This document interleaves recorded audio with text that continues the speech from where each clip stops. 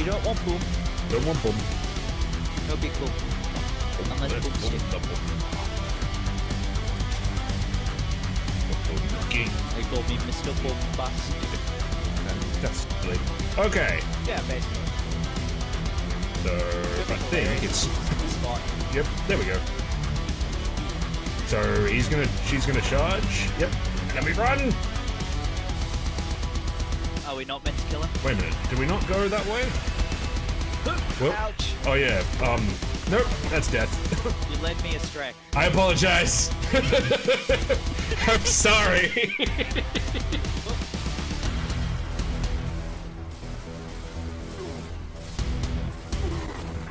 Oh!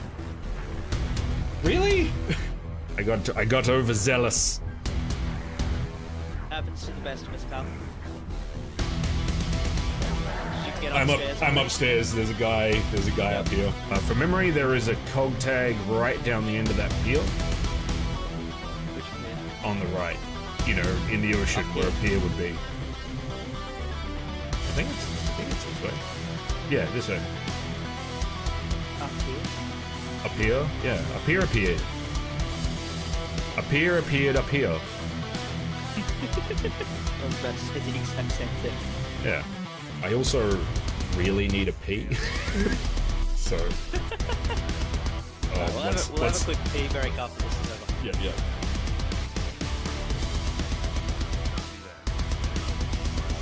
Hydrate, you bastard! Hydrate! Vera! You're just freaking hydrate. Yes, of course you did. Hydrate, you bastard! Hydrate! Tickle Duck, I'm gonna kill all of you.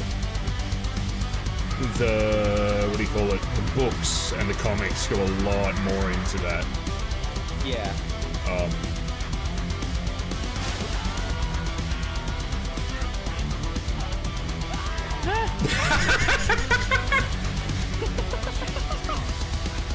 Sorry, that was like a Looney Tunes moment. I'm not gonna get a good rating on this level, cause no one else is knocking down ladders. It's just me, so I'm not getting any combos on these orcs. No. Someone decided let's get the guy with the shortest legs on the ladder duty. That was a terrible organizational decision. Unless that decision was made by King Theoden, in which case this is kind of all for him, so I'm sorry. At least with... Ah! What was that? So, I can go to LA with a grenade and stick to the guy. That's not my death! Don't you dare put a death on for me! Hex killed me! How dare you! Hex killed me, you said! You said!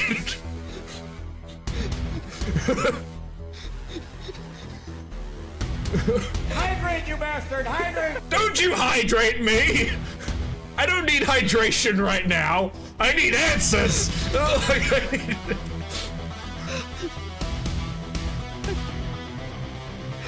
just went, oh hey! It's the yeah. Oh shit! I have a grenade! Where have I seen this cannot have been Hex? God damn it. No! Heck, like, friendly fire still works for grenades. Okay. If you're not dead down there, jump up and down. Wave your arms like a madman. Preferably in clear view. Poke your head out in a clearly shootable fashion. There he is, found him. Oh, yeah? Oh, there you are, you cheeky fuck.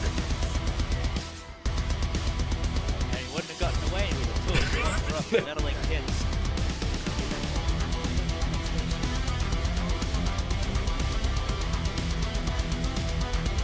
Mine.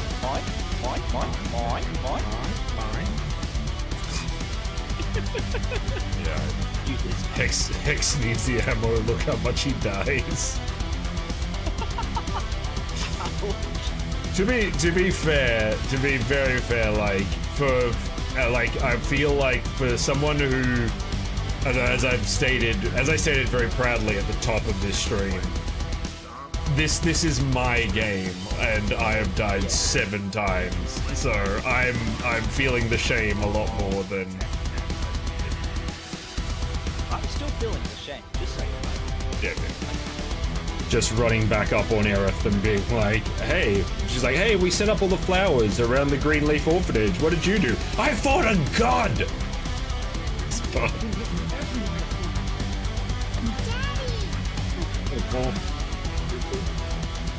Yes, that's very cute. Now get the hell out of here! Hey, that's cold over there. Yeah, I've got to move the light for you. Hold on. I'm just saying that I feel proud of myself, you know. I feel proud of yourself. Feel accomplished. So proud. Yeah.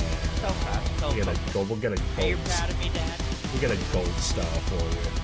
Hell. I'm gonna put those cog tags right on the refrigerator. Alright, where are you? You're there. Where are you going, Cloud? I don't know, Aerith. God, I haven't been here before. I don't have the lay of the land. I don't know where anything is, and I'm looking for kids, alright? Don't...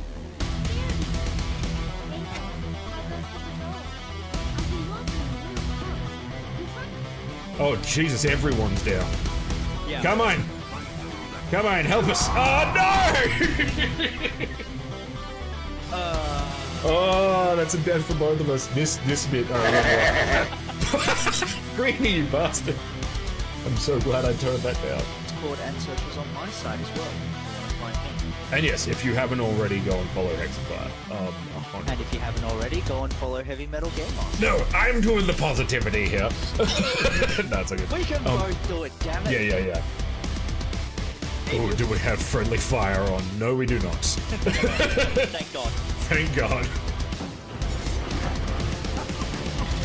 If I could not be in the fire, that'd be great. There's a panel there for my book, and a panel there for YouTube and TikTok and all of that, so... Which, Dragon's book is a great book, and y'all should absolutely read it. No. It's a fantastic book. Still questioning why the second one isn't out yet, but I Listen, suppose alright? that's Just like to inform everybody that, as I mentioned before, this is my game. I have played many hours of this game. I've loved this game for years and years and years and years, and I have played a whole lot of this game. The death counters were Hex's idea. Now, Death Counters were my idea. now is not the time for hydration. God damn it.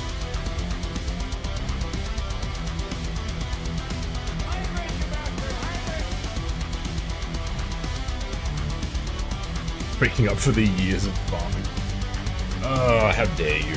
How dare you come in here and make me hydrate in the middle of a battle like that.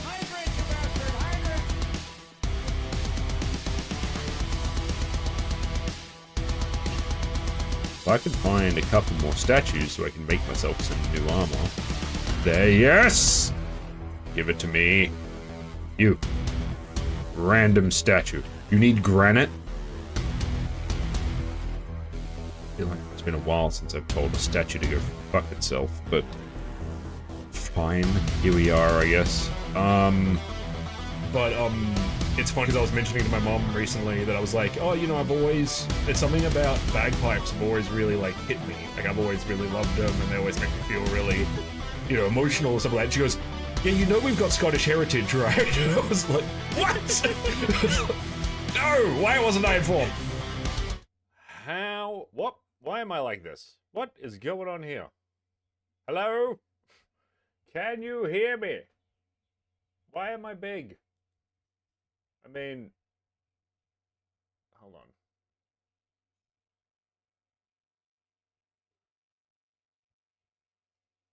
on. Okay, well this is new. Hold on a second. You see Phil ahead. Yes. Welcome to the club. Hold on. Hold on. I can fix this. Bah! Oh, now I'm looking the wrong way. What is going on here? Why is everything bad? Hang on.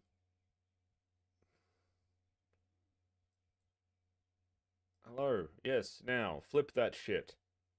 This is gonna be... I've messed up so many things in OBS. I need to go through and actually properly mess with everything again, because it's done things, and I don't like it, which means doing this now means that it's gonna be wrong on the other screen. But we'll deal with that when we get to it. Okay. Wait, is this right? I think this is right. Is this how I normally have it? I don't even know anymore. I hate this. I hate it. I'm going home. I am home. What am I talking about? Anyway, hello everybody. Does she though? Hold on. I hear you. I see forehead. Awesome. Oh, 5-head cam. Indeed. Yes. No, it's not 4-head. It's 5-head. There is a country mile between my hairline and my eyebrows. Why you zoomed in? Yeah. You're rebelling because you cheated on it with the TTT stream. Hey, my stream and Tabletop, like we have an arrangement. All right.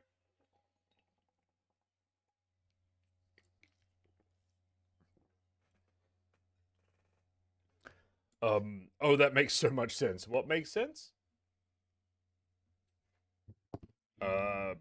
Very interesting. So how are we all doing? Tickle Duck, Brush, thanks. No... Balthazar's muted? I can hear Balthazar. I can hear Balthazar. Why can't you hear Balthazar? That is the question. Probably because desktop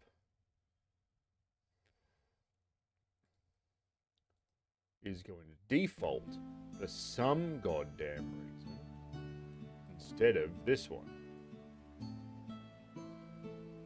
Now there should be music, and there should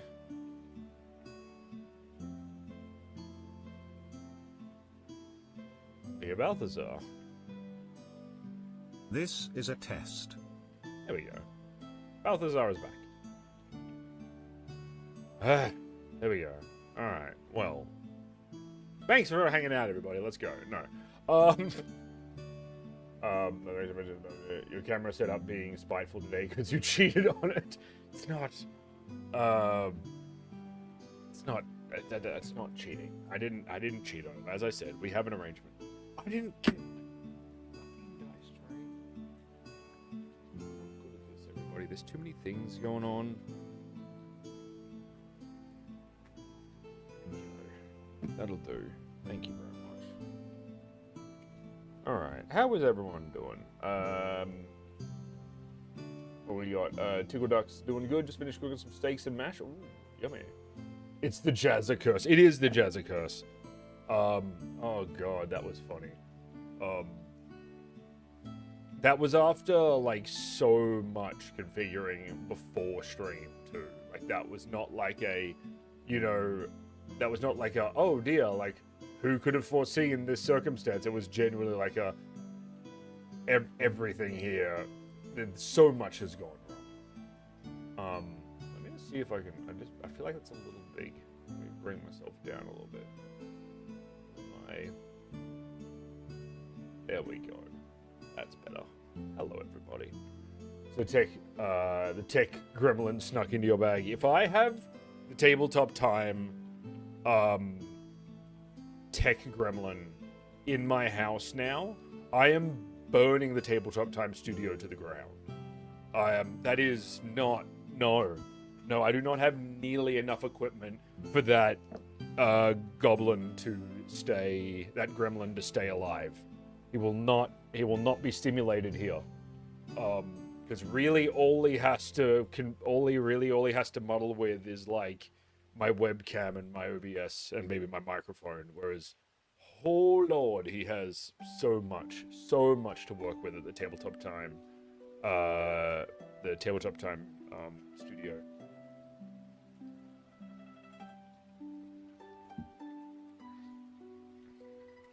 That's all the gremlin needs. It is indeed. But still, hopefully not enough for the gremlin to want to come to my place. Where are we here? What's over there? There's a pebble. Who's there? Yeah. Cool. All of the stuff you should have done before we started streaming. Yeah, Dragon? We got it? We on board with this? Cool. So yeah, for those of you who don't know, which I don't think is anyone here, we are playing a game called Caught in the Rain. It is a solo TTRPG, so it is just my merry self today. Is that going high? No, it doesn't.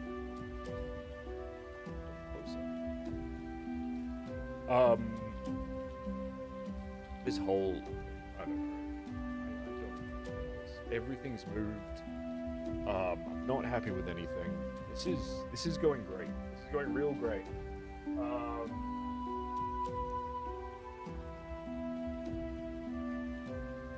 Yeah. Is that better? That seems a bit better. Maybe it is.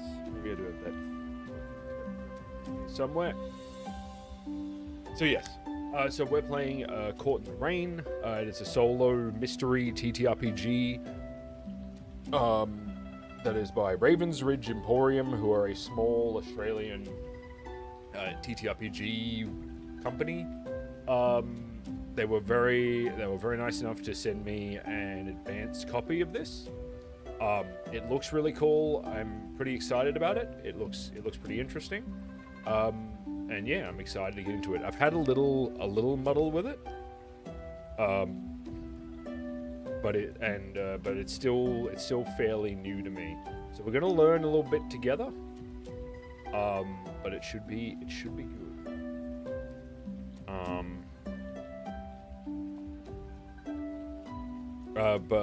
Yeah.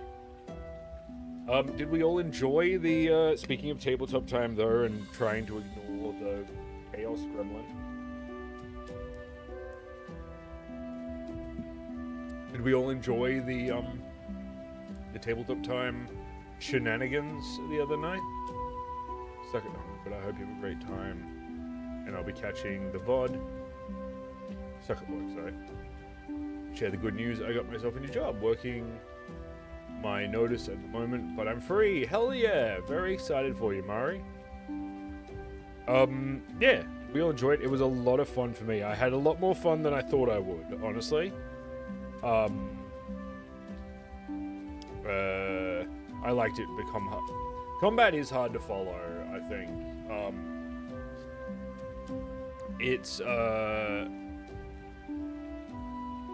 I think it's a tricky thing. It can be tricky to follow, I think.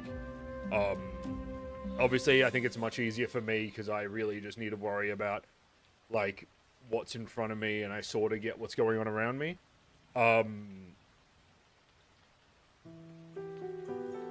Yeah, it is a tricky one. But yeah, but it was a lot of fun. Disappointed as I was to lose, I was very happy with how it ended. Yeah, as a viewer, you get lost. Yeah, okay, that's interesting.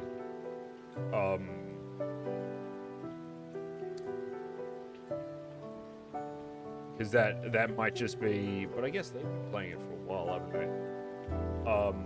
That might just be like still figuring everything out, and like Jazza, like we talked about, you know, being more dynamic with our descriptions.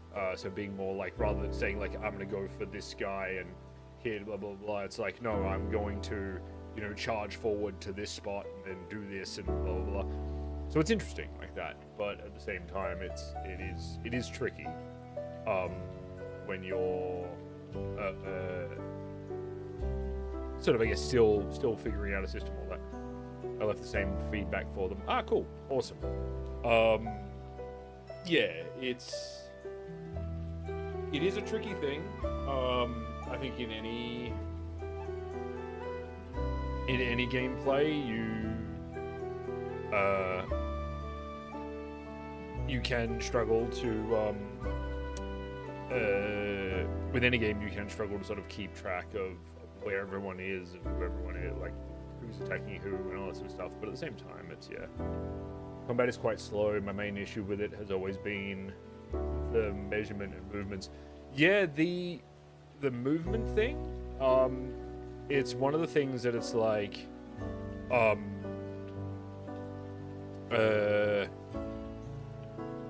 to put it?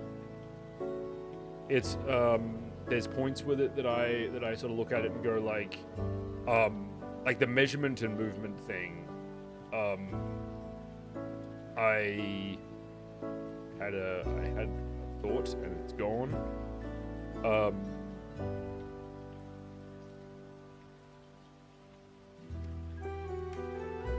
It is time consuming at times, because you're sort of like, I'm gonna put down the thing and I'm gonna like check and see, can I make it to this, can I make it to that.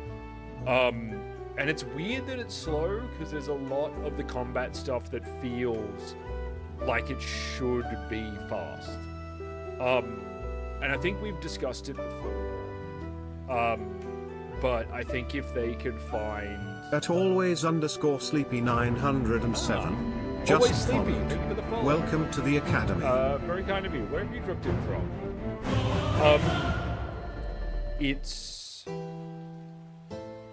I think it's something because, like, the way the combat works, and I was telling Jez this before, the way the combat works, it really should be a lot faster. It should be a very fast combat system.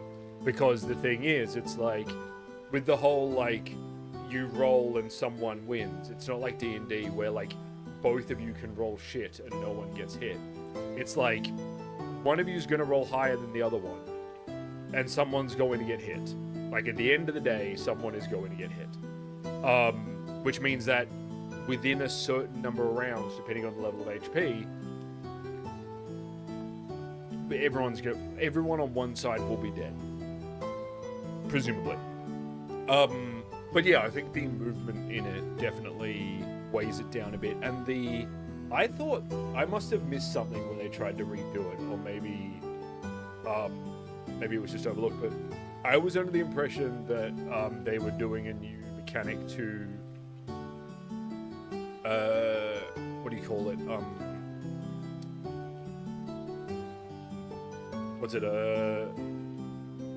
To break ties, like when you roll the same number. I thought there was another thing rather than just re-rolling, because that to me is the main bog down when you've got so many people just re-rolling.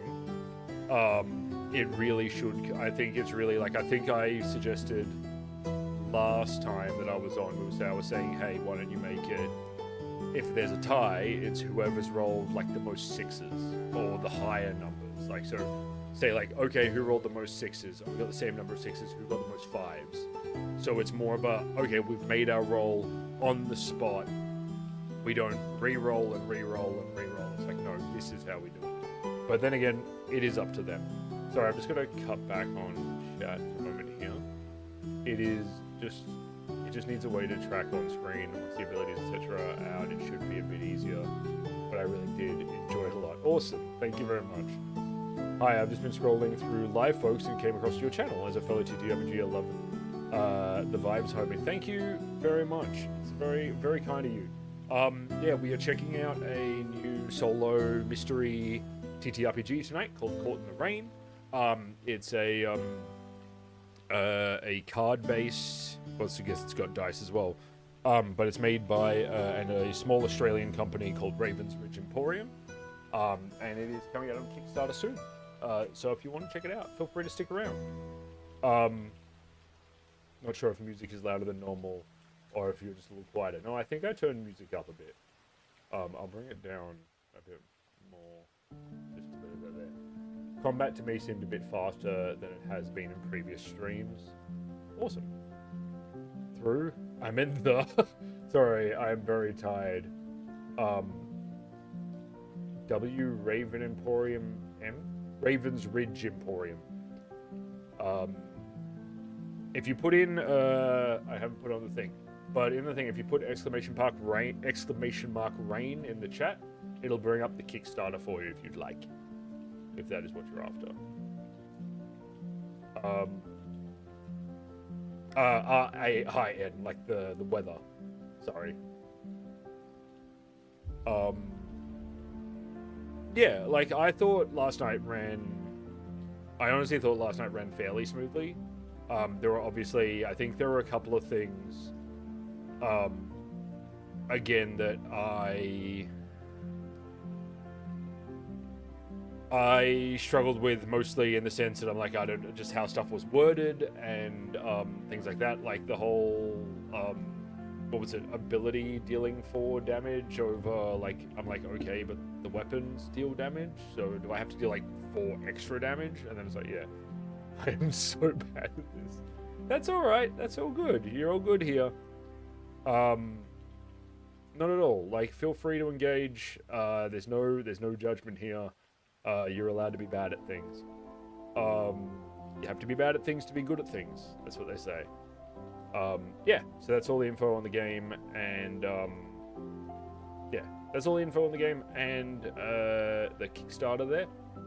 So feel free, go. It's not launched yet, but you can follow it. Obviously, if you want to stick it out and check out the game first, that's also fine. But we'll see. Speaking of which, I should probably bring up. That's the other thing. I need to bring up the PDF on how to set up the game exactly.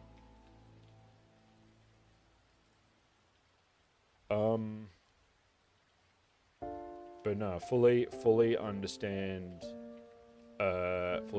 tiredness and fully understand mistakes.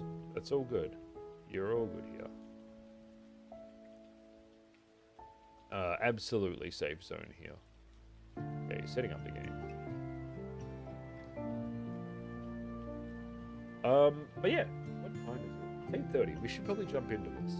Speaking of which, also, so I'll jump over to the screen that I've set up. Yeah, sleep depth is definitely a thing. It's probably going to have completely screwed up my camera now. Oh no, it hasn't. Look at that. Smooth as a baby's bottom. So I set up a hand cam. Look at this shit. Yeah, your boy's going places. So, as I mentioned, Caught in the Rain. So this is a solo mystery-based TTRPG. It uses a deck of cards and 2 dice is what you need, from what I can gather here.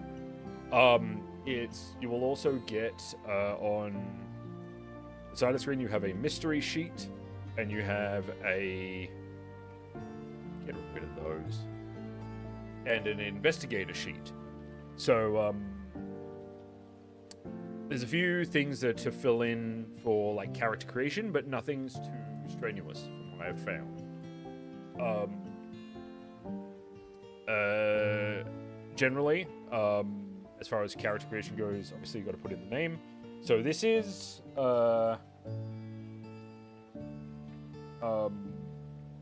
Aristide, Thaddeus. Whoop, no, that's bad. Hold on.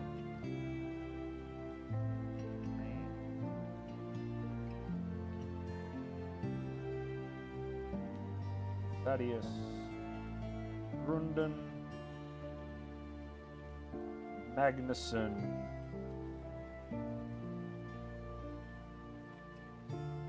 the third.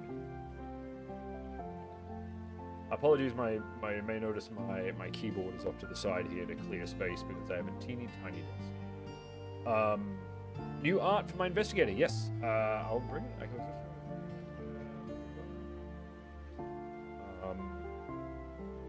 throw it in Esquire for good measure. So where's my? I'll show you a picture for those of you who don't have my Discord. Or didn't see the picture go up. Why?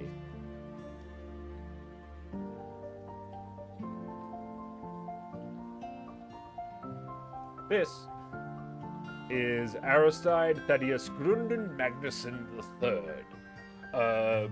scholar, adventurer, and doting grandfather.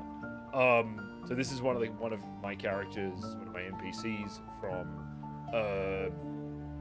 Himgard, which is the homebrew world that I'm building, the setting from my books, and also from the game setting that I'm building. Aristide is essentially, as far as he can be, he is my world's version of Volo. Essentially, he is essentially the guy who's written and cataloged pretty much everything. Generally speaking, if you were to find anything that was written, any sort of research paper or what would you call it, like tome of information on any sort of part of Himgard, chances are he either wrote it or is cited within it. We finally meet the fabled pie taster. Maybe. So we are going to play through a few of his mysterious memoirs tonight. And using the Court in the Rain system. I will also point out at the start of this, I don't know if I need to, far and wide, in a journey to find the best pie ever, and documented his trials. Yeah. Music down a bit. It's drowning out your voice. For me, anyway. Is it? Okay, hold on. That's weird. My voice has been... I feel like my voice has been really... I can also probably put my voice up a bit. I think I've been yelling too much in my other streams, is the main thing. Oh, good. Is that better? Maybe I'll bring music, like, right down a bit. So I've got the music on here, down a bit as well. Yep, cool. Wonderful. So, one thing I do, I don't know if I need to disclaim both ways, but I will say I am not being paid for this. This is 100% me helping out a small Australian business, and also doing a good and proper review. If I think it sucks, I will say so.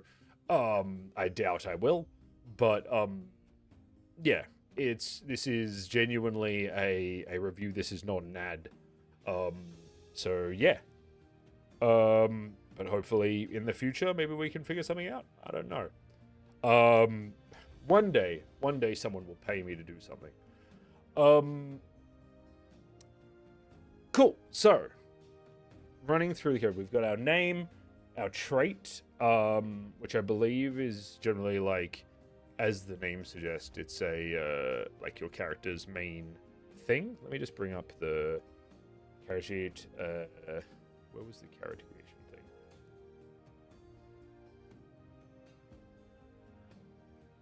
Why did that just crash?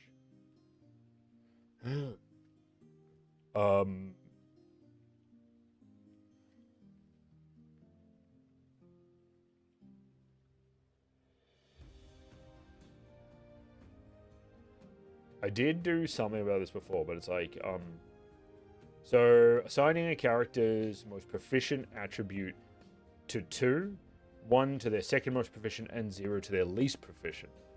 So I'm gonna put down for Aristide that he's probably 2 is probably an insight, 1 is in method, and he's got 0 in power. He may be a dwarf, but he has spent that's not to say he's not strong. He's just not as strong as he is mental, as he is insightful or meticulous.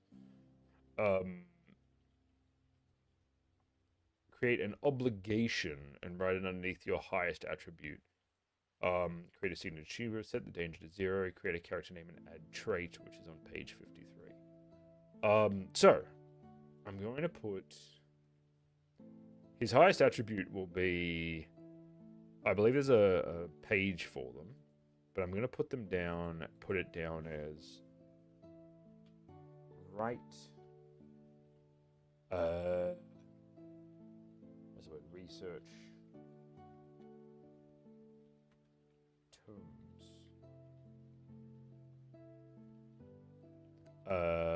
Cool. And then what was the other thing we need? Create a signature keyword. Where's the traits? So signature keyword is page 67. It's not going to be 67, but I'll type it to 67.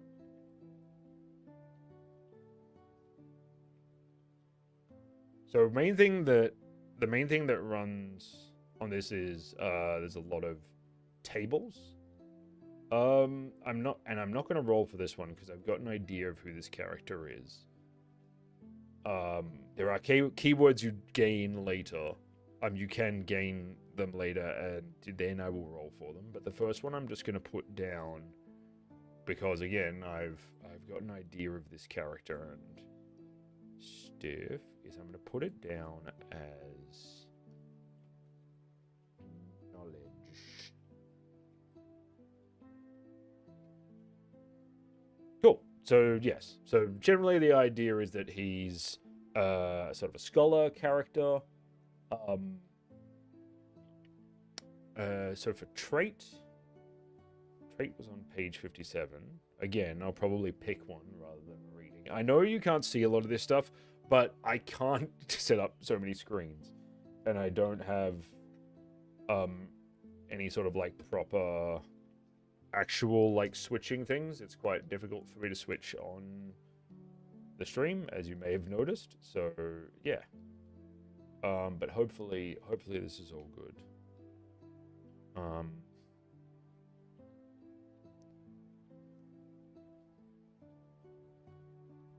I need a trait. What number was the trait on? Trait table. There it is. Optimistic, lazy, blind, alter ego, cocky, narcissistic, soft, missing limb, insomniac, cowardly, superstitious, adventurous. Is there like a extremely curious, maybe? Or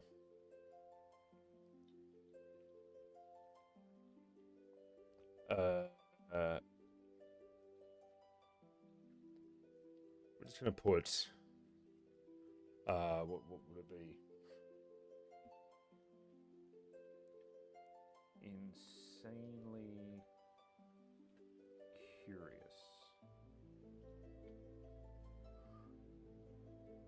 Cool. So that sets up the character. Are we all still here? Can everyone like see the pages properly? Is that all good?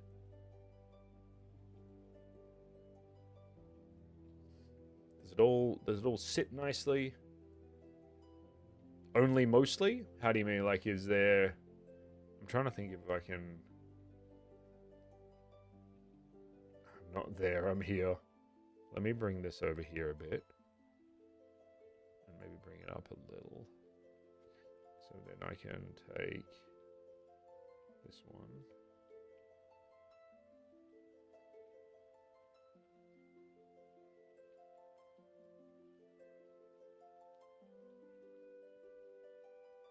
Oh, it's only mostly there. Gotcha. Cool. All good. I'm a little paranoid after last week when the whole thing just shut down. I'm like, I've been talking to myself for a few minutes. Cool. Okay. Well, that can go away now. I said that can go away now. Thank you. Okay. So, setting up the game. So that sets up the character. Setting up the game. We're going to set danger to 0. There's no danger right now. And for setting up the game, we need to create a mystery.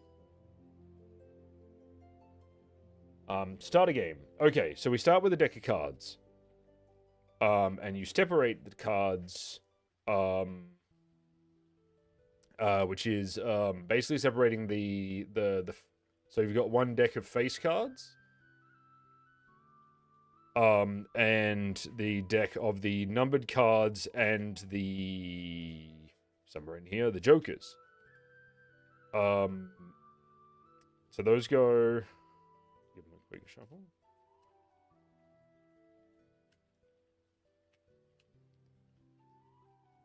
And they go face down to the side here.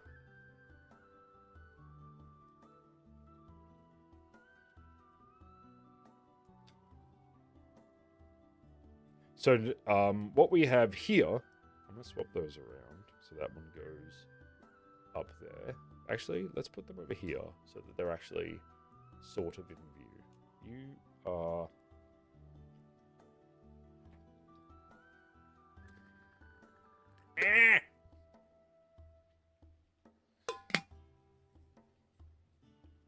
empty, so you can go down there. That way people can see. It's very nice. It's very aesthetic. It's very demure. Double sixes. Where the fuck was that last night? Where was that on Tuesday night, Dice? Son of a bitch. Okay, so for everyone's information, the face deck cards, the smaller deck, is called the Truth deck. The Clue deck is the larger one. Yeah, so that's the thing. So we draw 3 cards from the Truth deck without looking at them. And we set them aside face down. Okay? Pop those there. All good? We're following so far? We've created an investigator, and then we generate the initial mystery and create motivation for our investigator. All right. I realize I put this music on, and it's not very mysterious. It's more like whimsy, so I might have to find some better music in a minute. Page 7. I need to move page 7.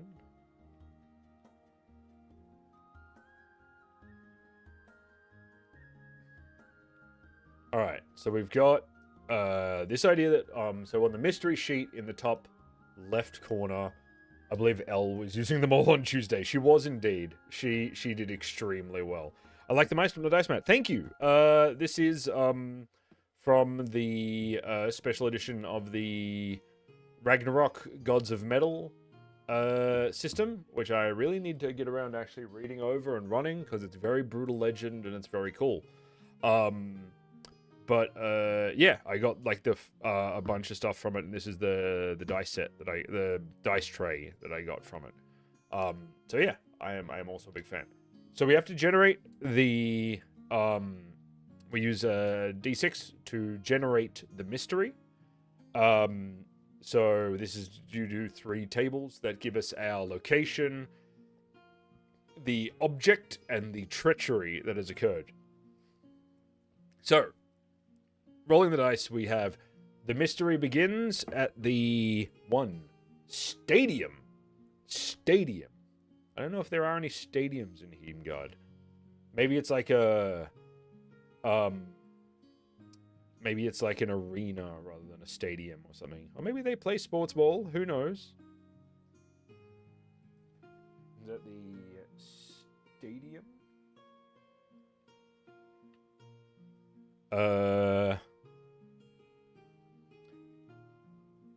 Where a 6. The location. Okie dokie. So where'd I put the thing?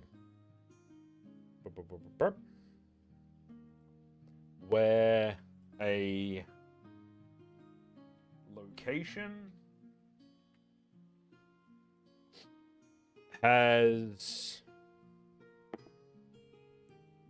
perished. Can a location perish? Is that a thing?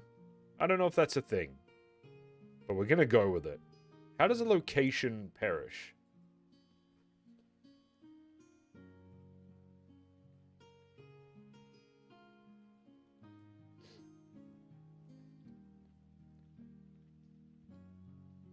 Very similar to J.R.R. Tolkien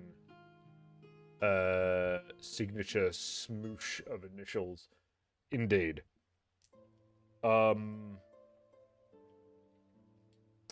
So if we have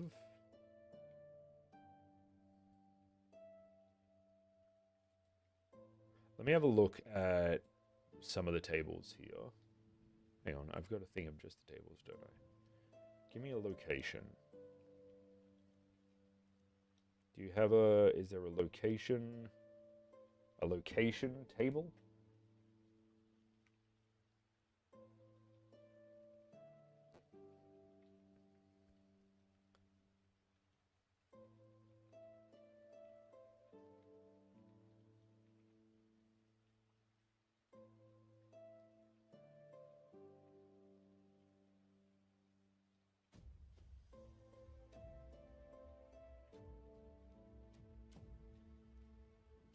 What do we got here?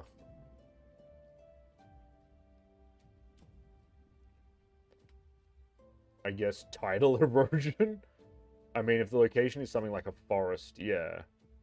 But more just change doesn't move, but more just changes the environment. Okay, just a second. Location table. Let me roll some here and see what we have here.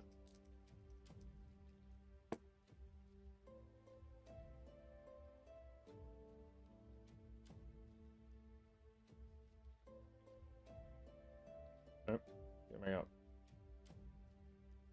No, that doesn't help.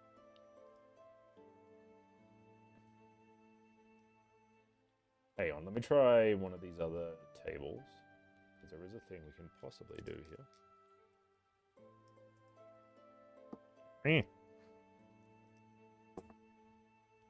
21. 42. Interesting. What do we got? Eliminate. 42. Narrow? Eliminate love. That's terrifying.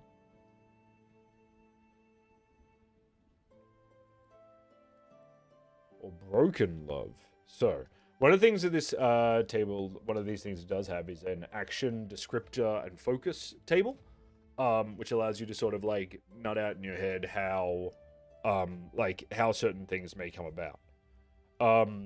So broken love or eliminate love in a stadium or a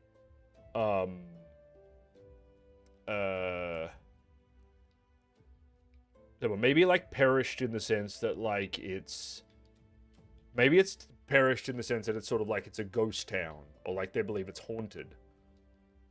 Because that's the sort of like I feel like that's that sort of, you know, how to put it, things of something has died, like it seems dead, and yet oddly alive. So I'm gonna put down, let's change this to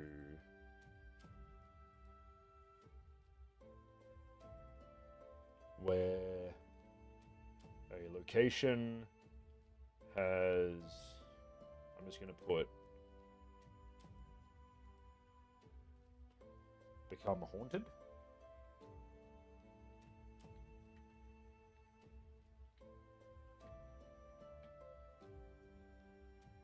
Cool. And then the motivation. What's his motivation here?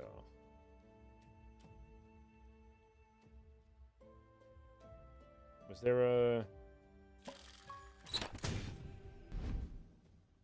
Oh, thank you for the look. Time to hit the gym. No worries.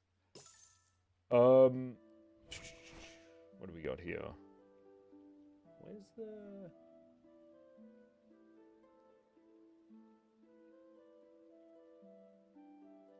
Do I not have the dice thing on here? Oh, well.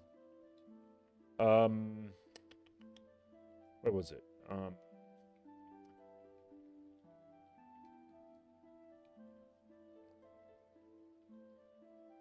Use a new mystery sheet for each mission and fill out the investigator's motivation for it.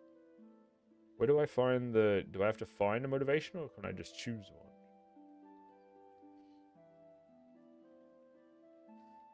Motivation table. There we go. Motivation table. 2d6. That is 66. Nice. To learn. See? The dice know. The dice know sometimes. To learn more of this.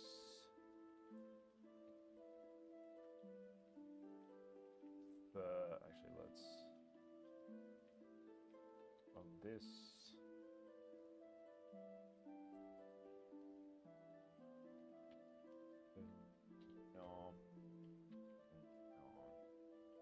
Say spell phenomenon. Yeah. I could be wrong, but I'm gonna think. Cool. So we've got our character. We've got our location. Let's say hold on. How many? Let's start it in Midgard. Midgard seems like a good place. We're at the Midgard Stadium. Oh, don't do that. Because that's gonna mess that up, isn't it?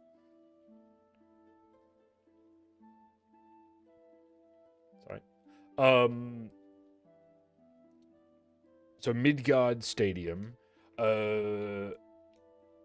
It is so Midgard Stadium, where many of the what do you call it, gladiatorial battles within Midgard are held. Also, various sports ball games and other feats of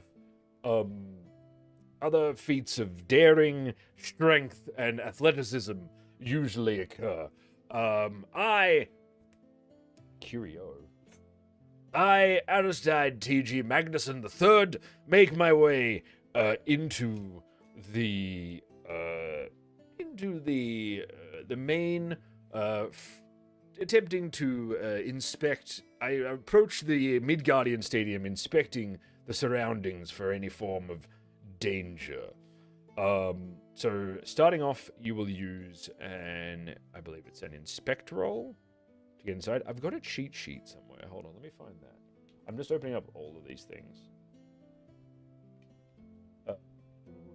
Investigation, mystery sheet, cut on.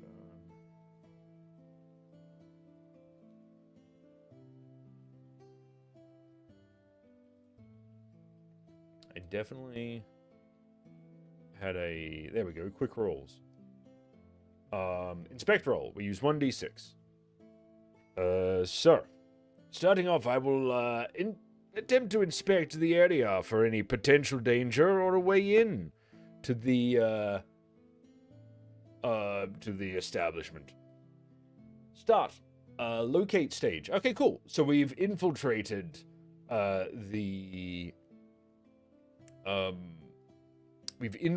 building without too much hassle. It seems fairly quiet, which is understandable considering this is a dead, haunted stadium. Clearly left uninhabited for some time.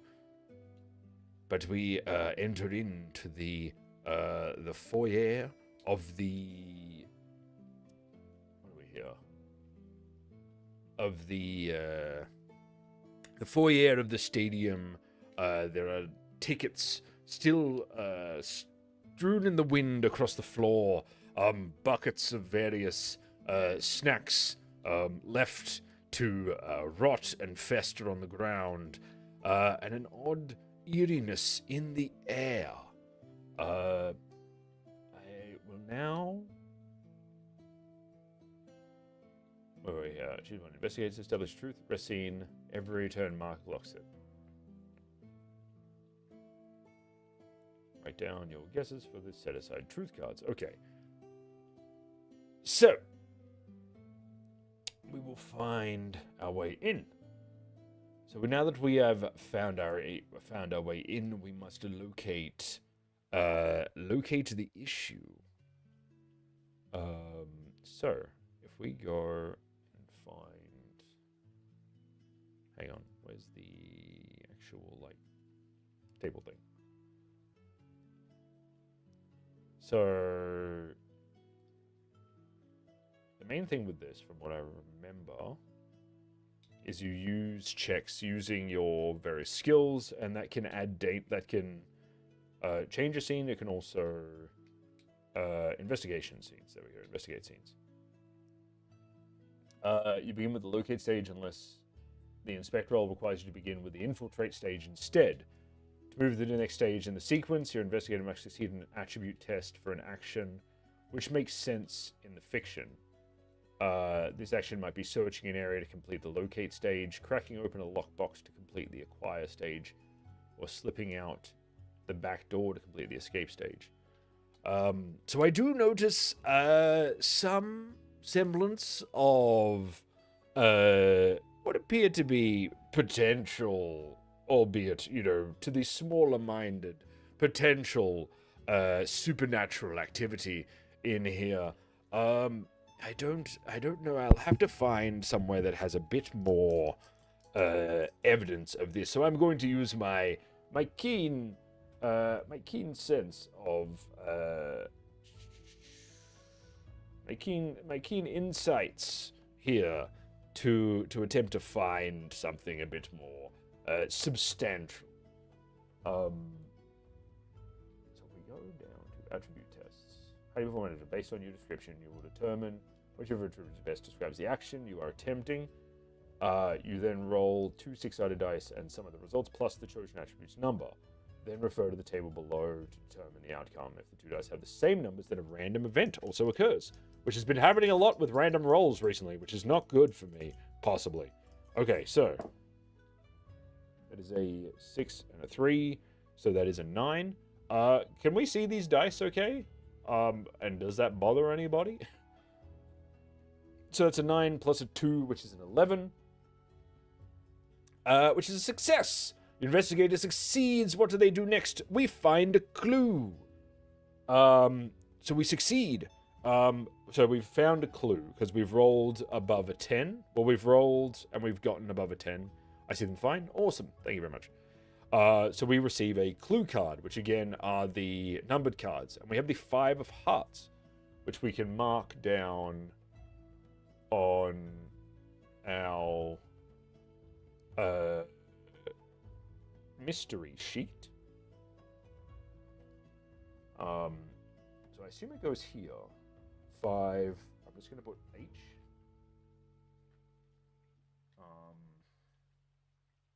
And dash. So what happens now, I believe, is we have a clue table that we can roll on.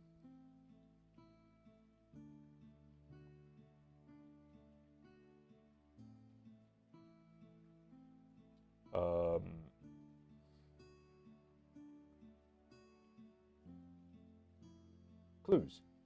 Each card with a value from ace to 10, excluding jokers, represent a unique clue in the mystery. You will gain clues when you roll 10 plus on a tribute test, or succeed at an attribute test to complete the acquire stage of an investigate scene. When you gain a clue, you draw the top card from the clue deck and either establish or strengthen a clue. The first time you draw a clue, you draw a card value. You have discovered a new clue. Place it face up in your play area. This play area might get very crowded. You have discovered a new clue. Place it face up in your play area and note that the clue in the context missing. This begins the clue set for the value of a card.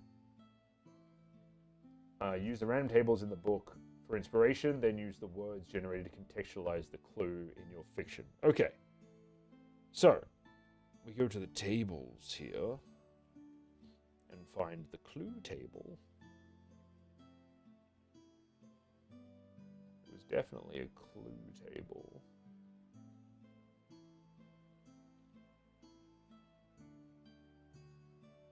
Clue table, here we go. So, we roll 2d6. 62, because it's red left or right. Let me check for the two here. Which one makes more sense? There is a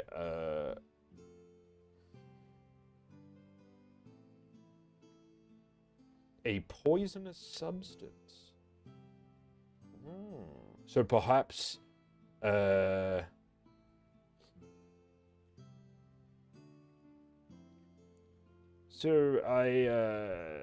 where's my mystery sheet? Here. So actually, so the actual suit doesn't matter, does it? Poisonous substance. So I find leaking from one of the vents a strange off-green liquid that seems to stain the walls.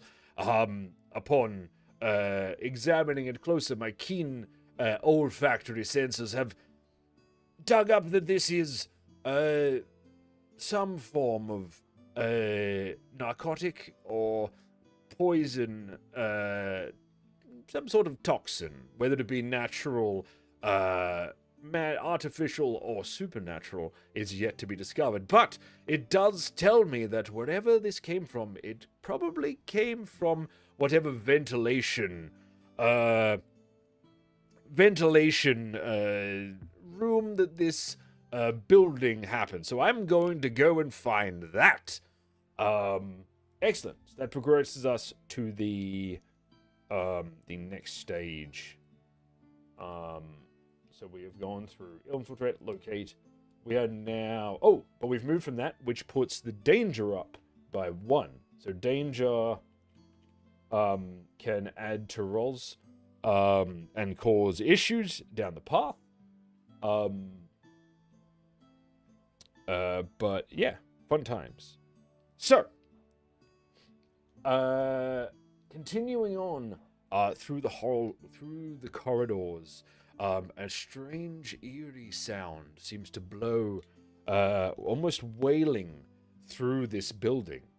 As I make my way, shadows seem to dance in the corner of my eyes. Overworked Rogue, how's it going?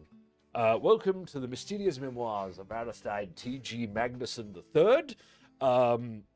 We have underway, we have just entered into the Stadium of Midgard and discovered a strange, some sort of toxin leaking from one of the air vents. So we are on our way to the ventilation quarters, or whatever sort of machinery runs the air vents of this building. So we continue on pushing through this obvious parlor trick of, neurosense nonsense. Investigations, indeed. So, making our way to the door, we find within some various machines that appear to have been designed to pump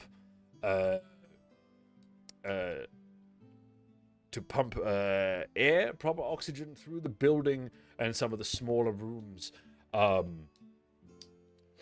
And we are going to attempt to see if we can find whatever released this toxin into the air. Let us see here.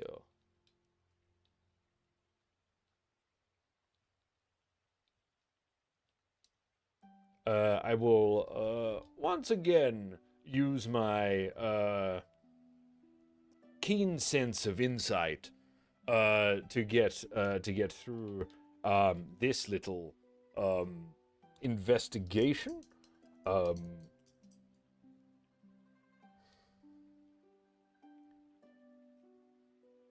Let me just see. There we go. So if I roll on a check, if I roll below the danger rating is halved and a threat is created. Which basically means that whatever danger there is manifests into an actual thing that I have to deal with. Emerald, how's it going, buddy? If we have a vampire issue, I suggest a steam holy water in the ventilation. Indeed, it is not that kind of thing. It is just a mere parlor trick by some minor mage or alchemist to make people think that the building is haunted. Nothing too big. We have an ad, so I'm going to pause for a moment before we continue on. What color do our eyes perceive in total darkness? Find out when the ads end in about 3 minutes. What color do your eyes... black? I don't know.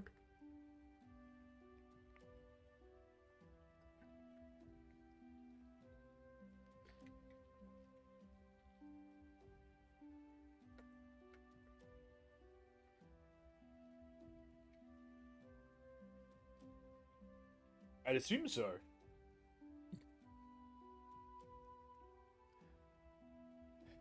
Maybe blue or purple?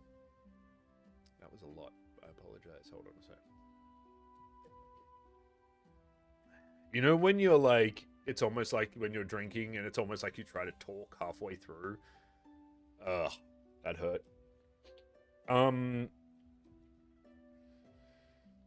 But yeah. So this is interesting. Like, I like this so far. We'll see how it goes once, like, threats and stuff go through. I feel like I've been very lucky so far with my rolls. But yeah.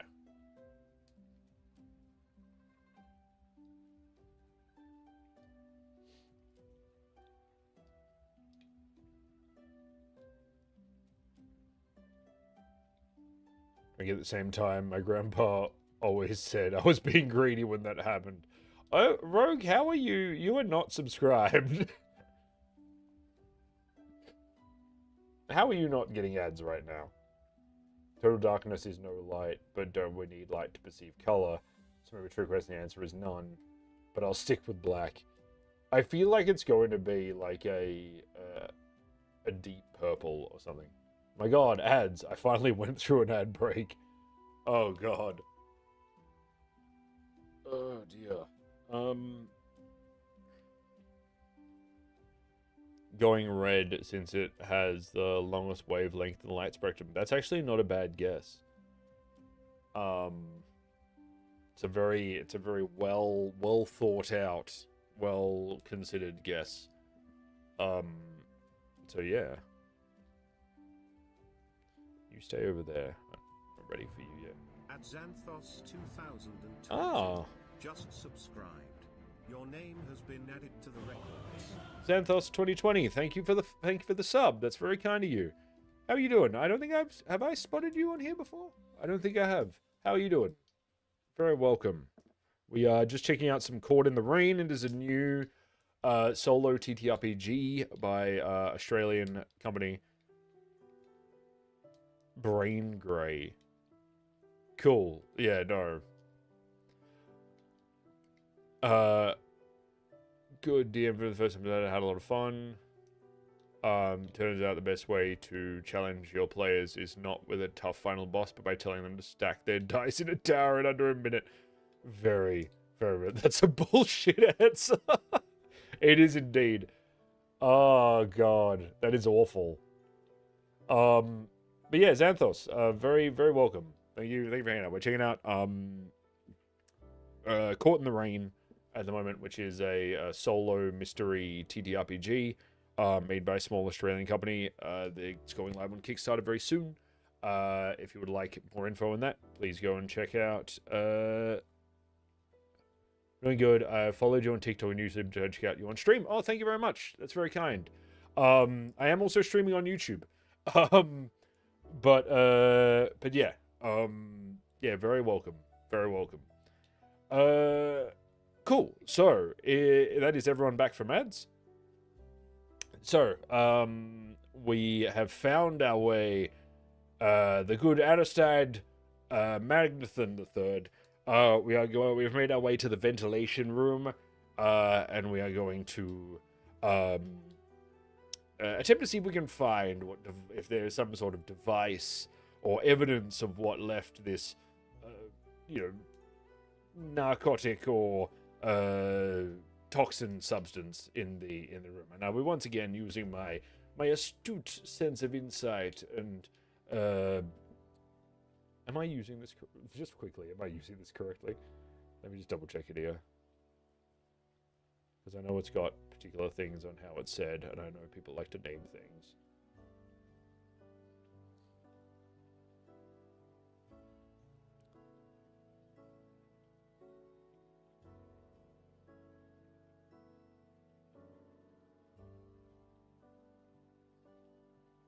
Power is insight is your logical thinking and environmental awareness. Resourcefulness and creativity is method. Okay, cool. So, yes, I will once again be using my wondrous skills in insight to tend to overcome this terrible, obvious parlor trick. Oh, double threes, which also means that something else happens. But we got, ooh, that's not great. We got an 8, which is success at a cost. So we suffer consequences. So a random event happens. Gotta work on not accidentally buffing a monster too much. Other than that, my friends, thought I did good for my first time DMing. That's awesome. Cool. So a random event happens. So a random event happens, but also we succeed at a cost, which means that we need, I believe there is a consequences table. Oh dear, the consequences of my actions have come back to haunt me.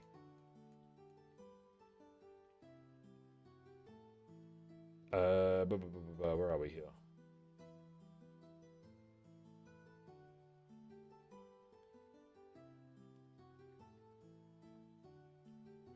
Consequences. Okay. So we'll start with this. So I do succeed, however, there are consequences. So I roll 1d6. I must roll 1d6 below and carry out the effect. Threats may increase your danger doesn't. Threats may increase your result. Consider how this might look in the fiction and use it to describe how things. So, let's re-roll that. 3. Choose a present threat and increase its level by 1. Otherwise, increase danger by 1. Okay. So my danger goes up by 1. Because I have obviously upset something by meddling with this. Or were they yours already? These were actually one of the first... I've got like a dozen of these. These were like one of the first dice that I purchased. I was playing a 4th edition Barbarian, and if you have not played 4th edition Barbarians, they require a whole lot of dice. Whole lot of D6s, depending on the weapon you're using. So yeah, no, they are mine. They were mine already, but yeah. Now, I need the random events. Random events. To make a random event, roll on the action, descriptor, and focus tables to inspire the details of the event. Describe how the event affects the scene, changes the behavior of threats, or the goal of your investigation. Okay, so a random event has occurred. The Emerald 97 has requested you stretch. The Emerald 97 would like you to hydrate, sire.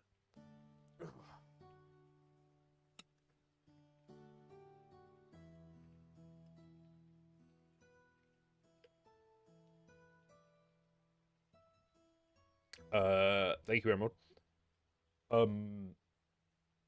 So the We need the other tables.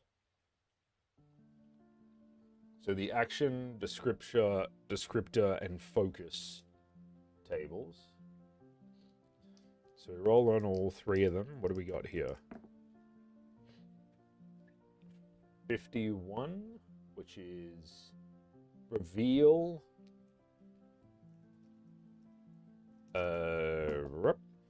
56. Sacred. 12.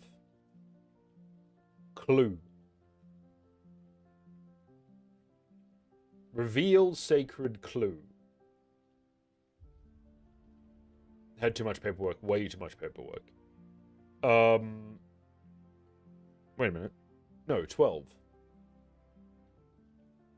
Sorry, 12 is risk. Reveal sacred risk.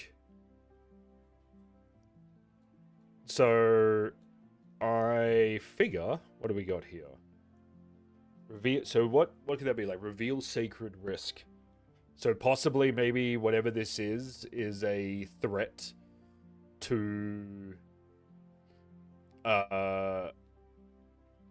Does sound hella ominous, but sacred risk in this case, if we're dealing with undeath, would be a threat to. But also in this case, a sacred risk in Midgard would be a threat to Balder, who is the current god king of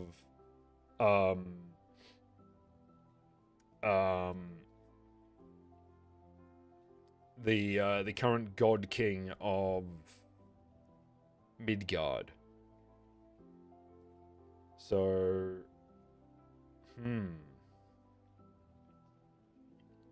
what do we got here?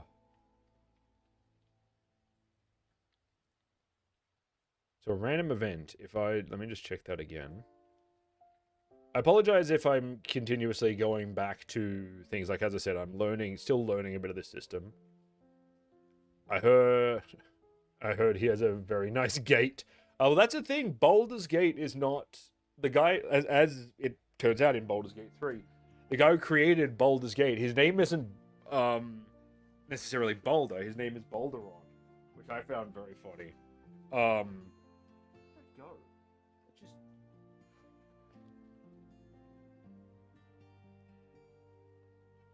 That disappeared. It just straight up vanished. Okay, gonna need another dice. Luckily, as I mentioned before, I have 1,000 of them. But yeah. Perhaps mistletoe? Ooh. Yes. It could be like the poison, whatever the poison is, it was made from mistletoe. And therefore, it is a poison designed to, someone's testing it to kill. It's obviously like a poison derived of mistletoe to kill Balder. The weakness is definitely some bloke named Loki. So that would be. But we succeeded at a cost. We took the danger because the danger is increased. Because obviously, I'm now getting the sense that perhaps I'm not alone in this stadium. But we have acquired, and we must now escape. Let me see here. Do I need to roll? Oh wait, no. Danger goes up twice, doesn't it? That's not good. I don't like that. Escape if a threat is present. There's no threat present. Because the random event. Yeah, so the random event was just. So how does it fit here? Do I think that? Because I do have a yes/no. A yes/no chart table somewhere. Let me see here. Now comes the fun bit. So yes, no table. So the yes, no table lets you roll a 1d6. And it then tells you, essentially, it has between those, it's extreme no, no, yes, or extreme yes. So you ask it questions and then roll, and it answers the question for you. You can use this table to learn something to find out. Some of the outcomes in this table are extreme, which means whatever the result, it is more intense than you were originally meaning. I don't get. Hang on. By rolling 1d6, you can use this table to learn something about the world, to find out if an idea you had will occur, or help some of this table is extreme, which means whatever the result, it is more intense than you were originally imagining. Why, if I roll 1d6, does this go up to 12? So an extreme, so yes, like literally for 1d6, I can only roll no or extreme no. Why? Why would I? How would I be able to roll a 12 or a 7? Hold on.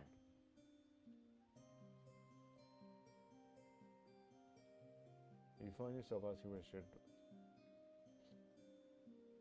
And it's by rolling 1d6.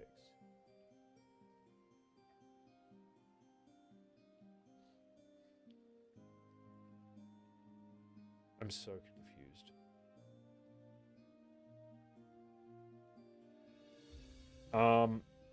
Okay. Well, I'm just gonna roll 2, just for the fun of it, and we'll see what happens. So the question is, do I believe? So I've discovered, Outerside has discovered a, have you ever extreme node in your life? A couple times.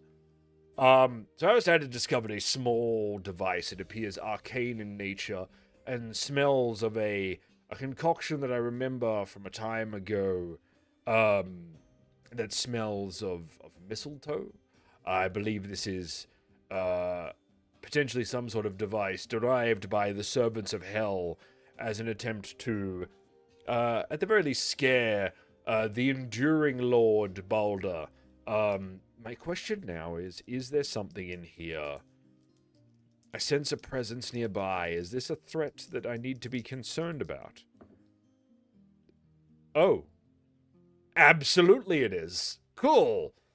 So, I'm going to switch this up, because I need to... What I'm going to do... I'm going to do this. I'm going to halve this. And I'm going to turn this into a level 1 threat, which we are going to call, if it's a servant of hell and it's left in here, it'll probably be some kind of undead. So we're going to go with a white.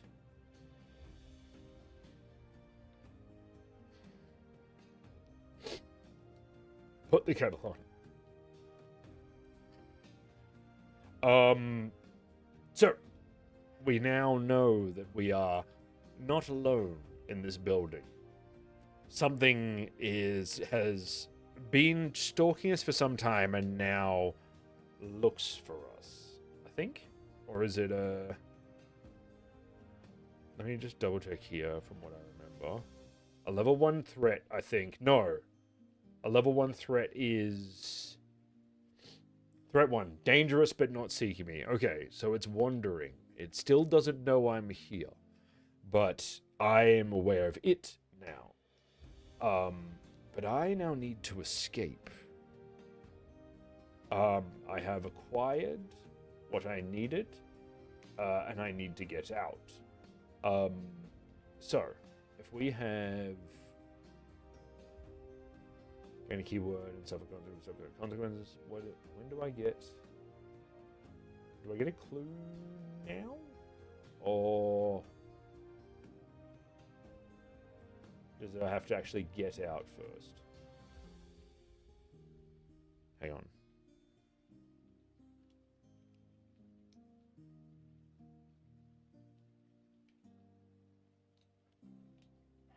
Child of Fenrir pertains to Loki? Potentially. Balder was never really involved with Loki because the thing is, Balder was, being the god that, as the idea of mistletoe, he was killed before the events of Ragnarok. And he was held in Hel by Hel, who is Loki's daughter. So I feel there's much more of a connection there, and the fact that there is undeath, obviously everywhere around here, that fits more to that idea. Volin told my dad, and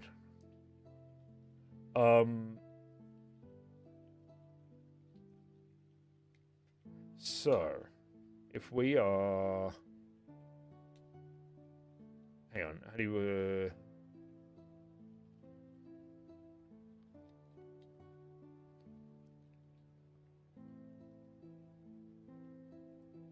because when do I... Oh, well, I suppose I've got to get out of here anyway. So if there's a threat now, can I just get out? Or...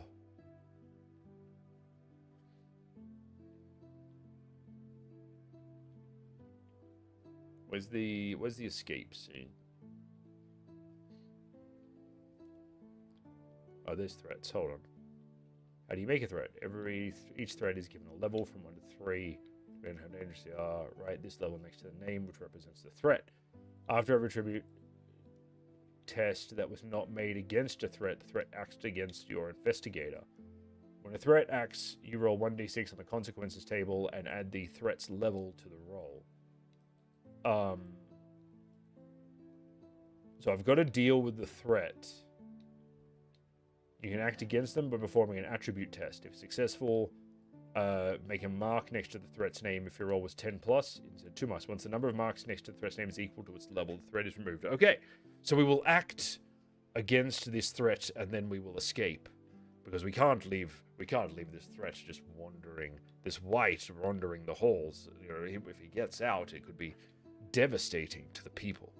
So, so I roll. I'm going to use my method and creativity. I'm going to try and trap this creature in the room with me, or not with me, but without, like, in the room. I'm going to try and lock it in the room where I am. So I take a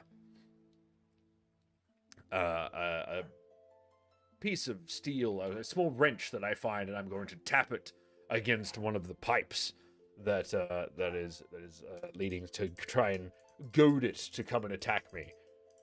And I'm going to wait behind the door. Oh, yeah. Ooh, 10. That would be 10 plus 1, because I'm using my method.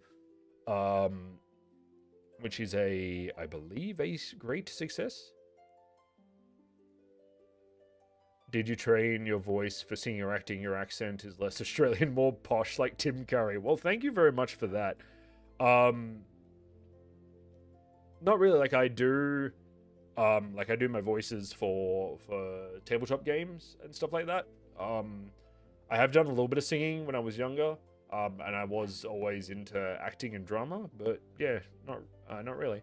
Oh, we find another clue. So, we've succeeded, and we find another clue. So, the plan works. The wight, I can hear it gurgling as it runs down the hallway, clambering along the walls with its claws. As it charges into the room, snarling for the kill, I duck out and quickly slam the door closed and jam the wrench into the latch to hold it inside as it shakes the hard metal door. So, we get another clue. Which means we get another clue card, and we get the 6 of hearts. So it's not strengthening a clue, because what can happen if we get 2 of the same number? We get to strengthen a clue. It means that clue's become more substantial. So that's not the case in this stage, but it does mean we get a new clue. Which I need the tables sheet for. the threat is a single rat that got access to speed. Very possibly. There are actually, through the deck, there are ways that clues can be, let's use the fantasy, clue table, because that's the one we use for the poison, so we'll keep using that one. There are actually, through the book, there are jokers, which means that, I can, if you pull those, you can essentially attach it to one of the clue threads that you have, which make it a false lead. But anyway, let's see what our 6 of Hearts clue line is here. 3 and 5. So that is 35. Incantation remains. Ooh. So perhaps there's more to this. Let's see, maybe if we go down to our... Let's just use the focus one, maybe. Focus or... No, action. We'll go with action. Let's just see what this turns up, and we can... 44. Attack. Okay, so... as the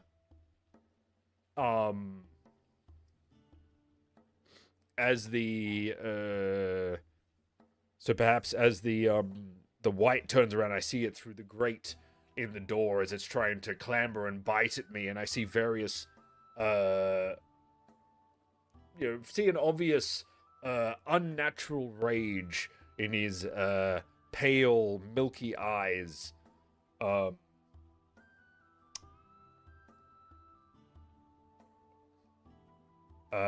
Which means that, what would it be?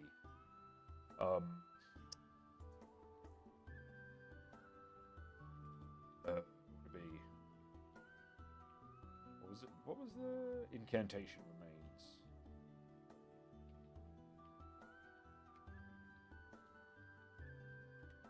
That, and I discover that even though this, thing is obviously affected by whatever substance was in this odd contraption, perhaps it seems that whatever it has left to linger, and this person is lost. This person is lost to us. He is fully he is dead inside. I will inform the authorities, and he will be dealt with. But for the moment, I need to get out of here rather quickly. But that takes care of the threat, so I am free to go. So I quickly leave, and that marks the first part of the first day of our little investigation. Now I just need to check. So that's a turn. Now I believe. Oh. Wait, no, we get another clue, because we finished the investigation. We were successful in the investigation, so we get another clue, because these both came from successes. So, oh, dude, did I shuffle these?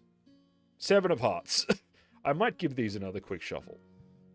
We're just getting all the hearts here.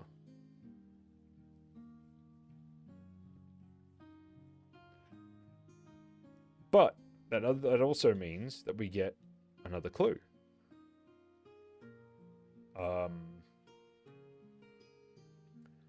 So let's have let's go over what we have discovered, and we will roll the final clue here. I also need to blow my nose because I've got something like right here that is not doing it.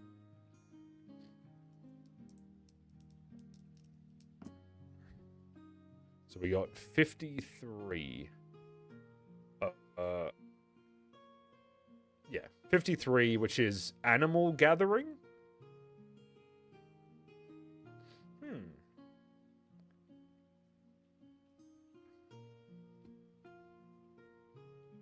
So animal gathering.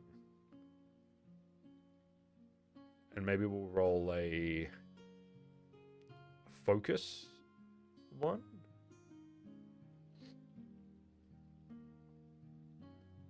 Or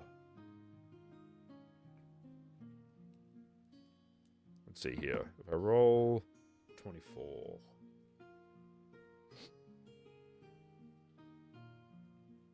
Life.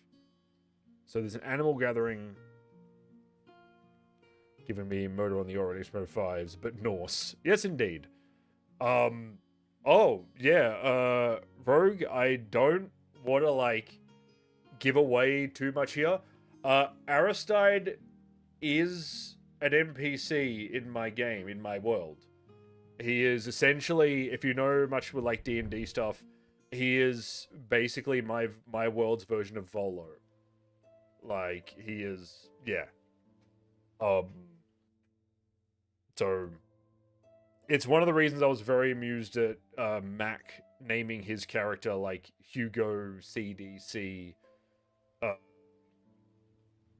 Chatwin, whatever. Because, yeah, this character exists, and it has existed for a very long time. So 24 focus is life. So animal gathering with the focus on life.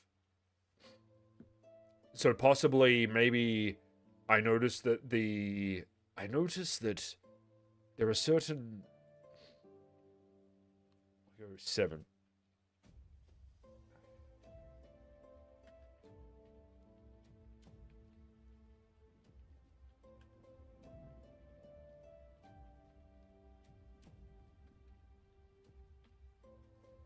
Fine, you can be caps lock, that's good.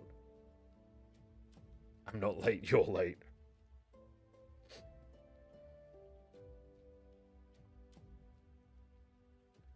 What are the chances?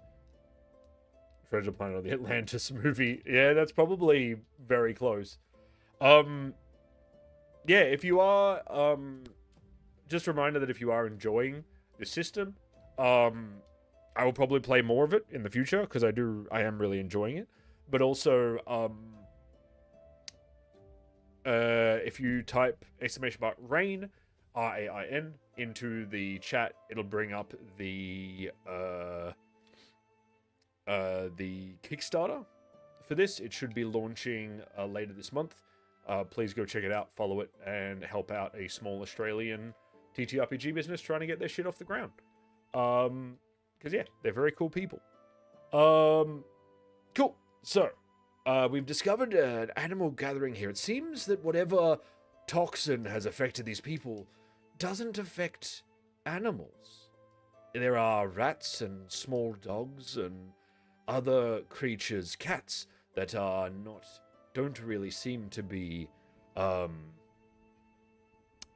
Trey, a little closer to the cards, but we don't. Yep, awesome. That don't seem to be affected. Don't seem to be affected by this toxin. Very curious indeed. I should return to my study to note all of this down. And while I'm doing that, Dragon's going to go and blow his nose because he's sick of sounding gross. We'll be back in just a moment, people. I'm back. Bye.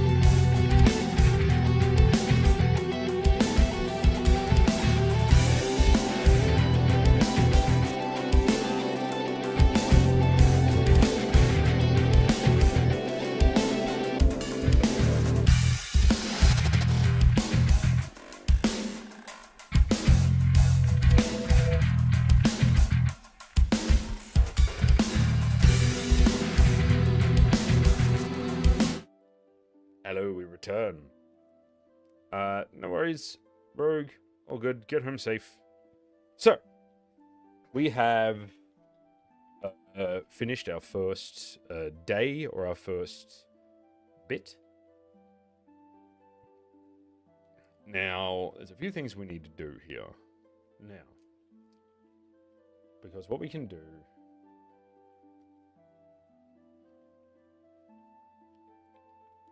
Once the game is over, investigate a scene, establish a truth, rest scene, or obligation scene. After a return, mark clock 7. So, if we go now to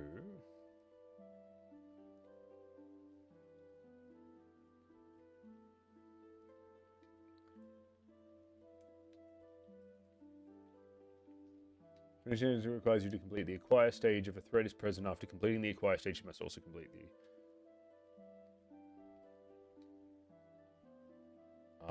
Cool. So, that's all done, that's all done, that's all done.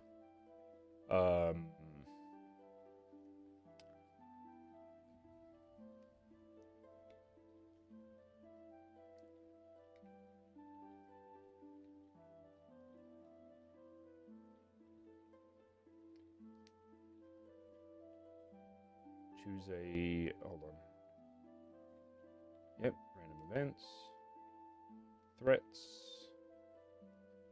Obligation scenes. When you choose to attend an event, it carries an activity that involves blood. These scenes are used to explore your investigator as a person while trying to keep their life from falling apart.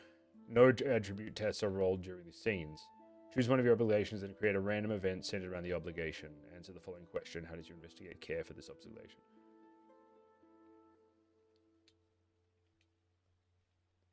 The fatigue and remove any strikes from your attributes. Okay, so does fatigue literally just happen if I've been hit? Because I don't think I'm fatigued.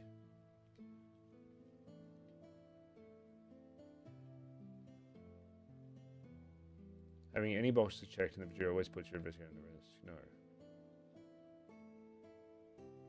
The start of the game, all boxes. Each time investigator suffers harm, mark the leftmost. Okay, so I think we got out of that pretty brilliant. So we can do, I think at this stage, another... We can do another investigation scene. I think we can do another investigation scene because, well, we didn't really take any... it wasn't too strenuous. We can probably head back in on the motto to see what we can discover. Just let me pour myself a drink here.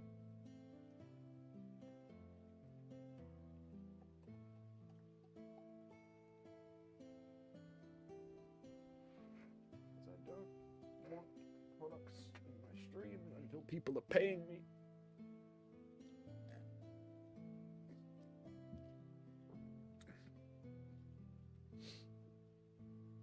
Okay, so we return to the stadium to find some new clues as to these strange happenings. So we start with that inspect roll. 1d6. Can we get in this time again?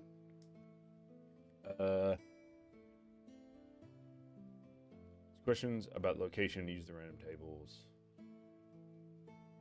Again? Oh, okay. Add the danger level. Okay, there you go. Yeah. 4 plus 1 is 5. Something or someone is in my way. So we return on the motto. Once again, everything seems quiet, but something has changed.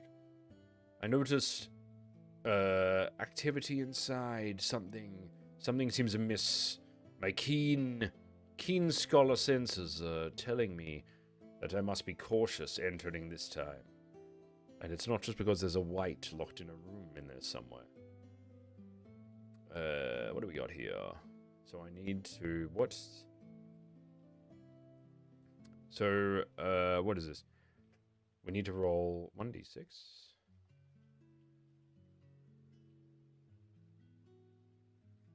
I'll have to message them about that thing with the yes no table, because that seems like an issue.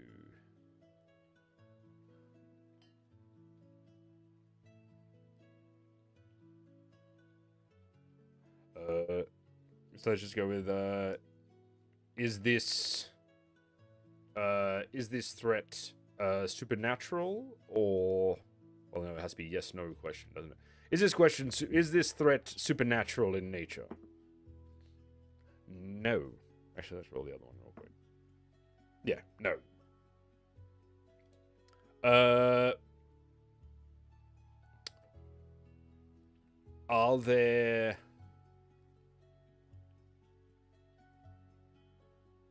Are there other humans in this area? 3 years. Again, it's saying this doesn't make sense to me. I'm gonna have to message them about that. What is 6? No!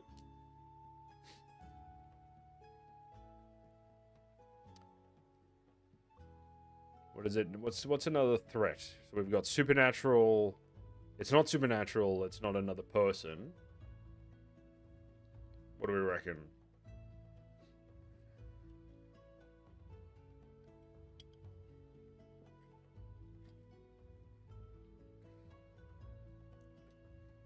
Possibly like some kind of animal, maybe? We did say animals were going to be here.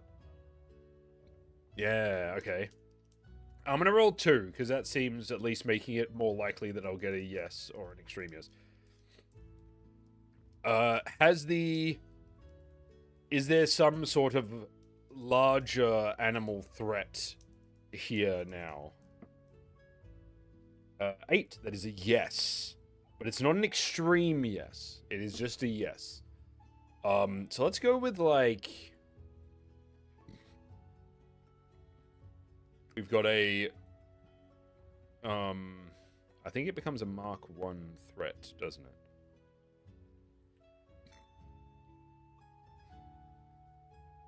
With a threat. Okay, but, like, is it just with a 1 threat?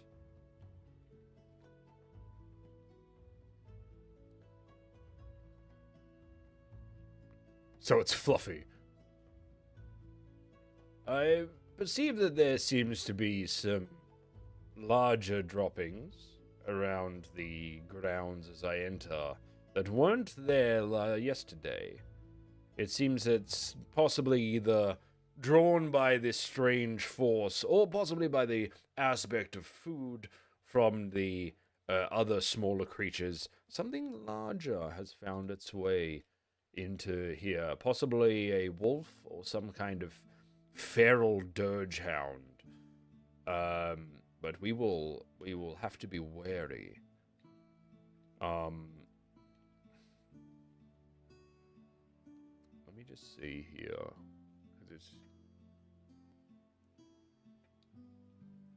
So if we go back.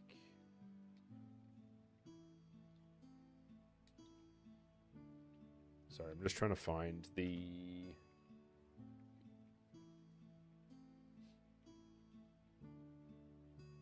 And introduce a threat, that's all it says.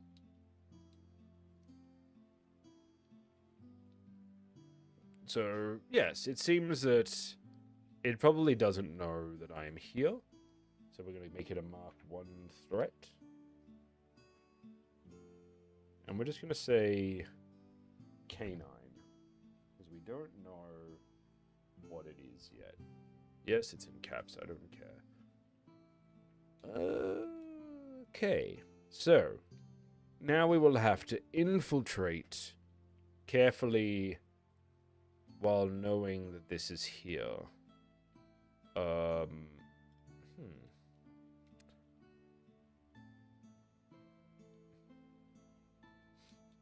Well, perhaps I will head for the same as the last area. I will consider that and I'll find another way in through a window or some sort of opening in the wall further down. I will find something, a quicker route from outside in, because assuming that this thing is found its territory within the stadium, yeah, but I will use my my method for that. That is a 6 + 1, which is a 7. 7 is a success at a cost. What is the cost? Consequences. Where are my consequences? Show me the consequences.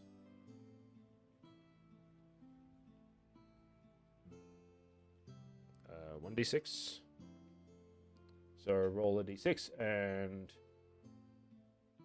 that's gone wrong. You must roll one is below and carry out the effects. Threats may increase your results. So it's a +1 to the roll due to a level 1 threat. 2. Choose the threat and increases the threats by 1. Max 3. Oh, that's not good.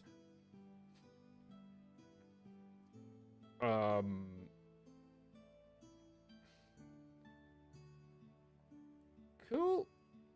This may not be going as well as last time, but we've completed the infiltrate stage. Climbing in through the window, it appears that as I climb in, I find a fairly sized canine that has been devoured. I fear that I may have misjudged the size of this creature. I will have to be extra careful or deal with it swiftly. In case, just to be careful. What did I do? For every attribute test that was not made against a threat, that threat acts against your investigator. When a threat acts, you roll 1d6 on the character's table and add the threat's level to the roll, then carry out the effect described on the table. Okay, well, I think that means it's the threats go.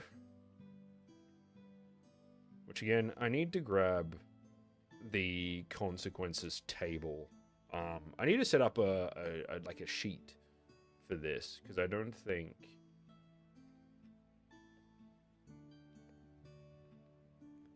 Oh yeah. 5. Mark 1 fatigue.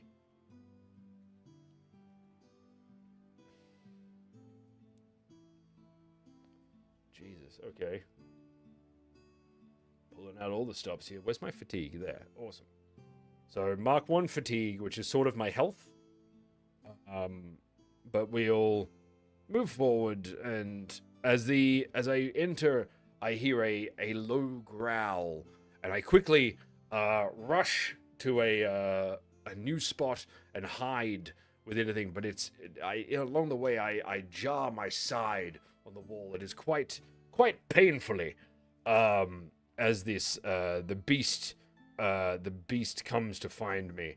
It becomes fairly apparent that I might need to deal with this threat before continuing with the location of what is happening here.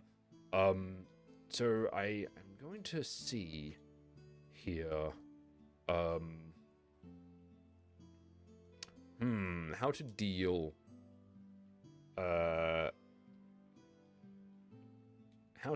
with such a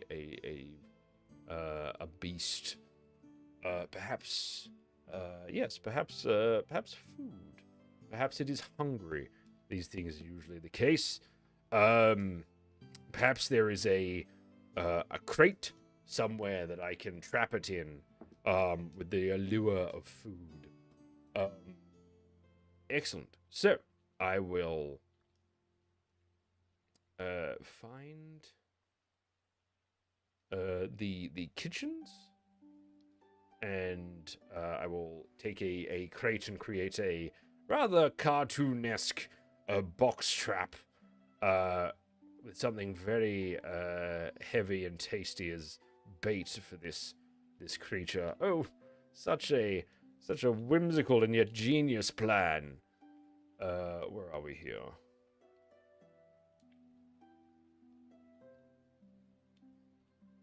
So I need to, if I'm going against a threat, where are we here?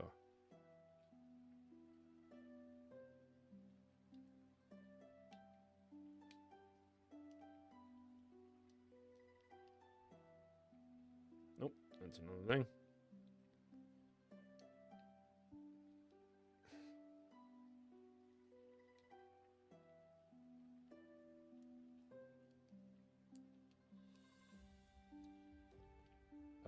Hold on. Where's the threat thing here?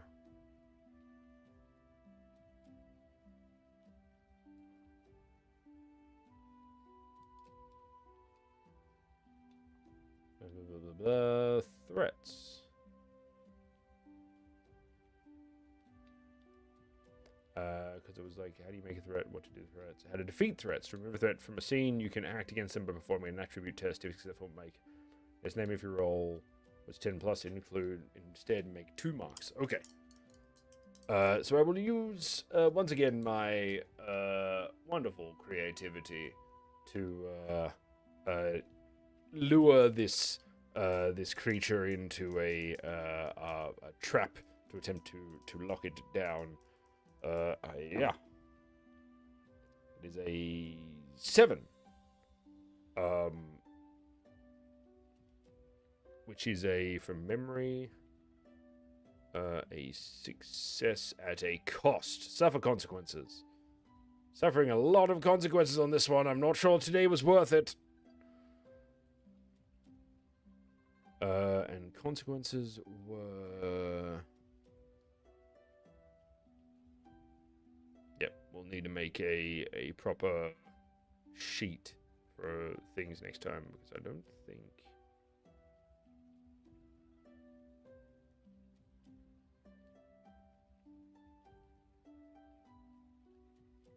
Wait, no, back up. Up.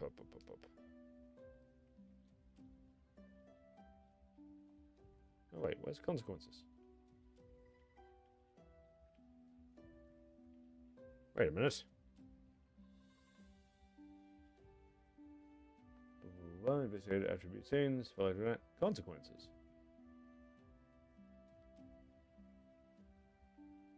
There we go. Okay. So once again, 1d6 threats may increase, so that's 8. Shit. Sorry, I mean that's plus 2, so 4. Discard a card from the clue deck. Shouldn't have looked at that. If I'm right, if that's correct, yes. Discard a card from the clue deck. Okay, so he took one of my clues. So he broke a lot of stuff along the way. I could hear him charging down to it. He pushed over some things that I heard them clatter to the ground, which is going to make searching later very difficult. But the trap doesn't quite work, but it does allow me to get away from him. And it seems to have befuddled his senses. So he is... If I'm right, that means he's no longer looking for me? Yes, he is no longer looking for me. Which is an issue. Which is good. It is good. Very well. Now that that's done, let's go and find let's go and find this scene. Let's see what we can deduce. We can deduce from this. So, yeah. Using my wonderful insight, of course. That is a 10 total, which I believe is a success. Which means we get a clue, if I am not mistaken. Yes, 10 plus. Find a clue. Would have liked that one, because that would have selected... Oh, we got a 7. So we've strengthened...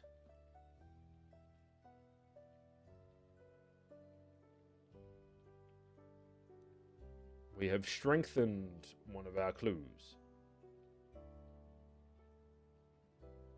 So that means that the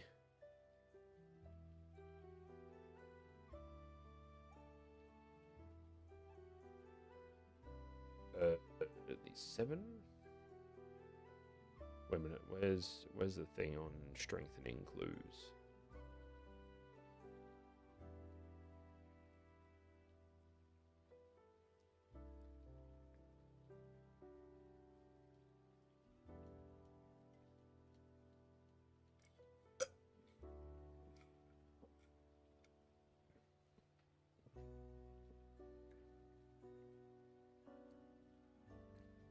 Oh, wait, clues. Here we go.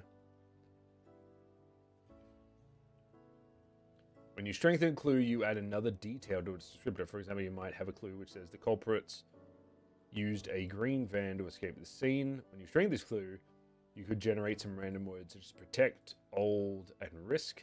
This could mean the van is old and one of the doors is loose, so the culprits have taped the door, making it easy to identify.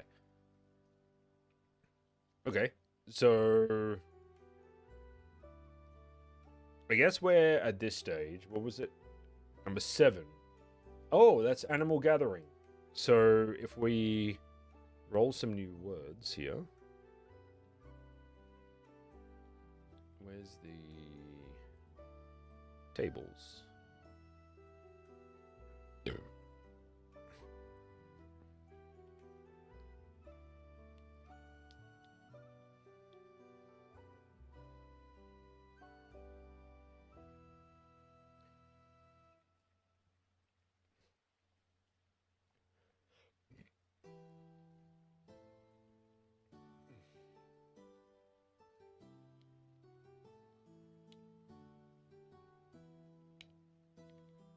More details to the clue. What is there? For example, you might have a clue which says the culprits used a green van. Okay. So if we roll once again on the action descriptor and learn it table. 55. Demand.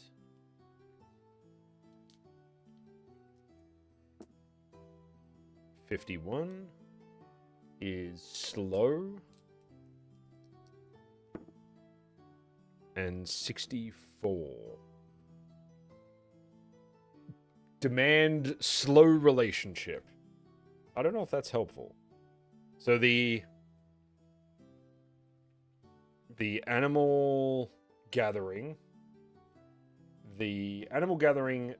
that was focused on life is, what is it? Demand slow relationship.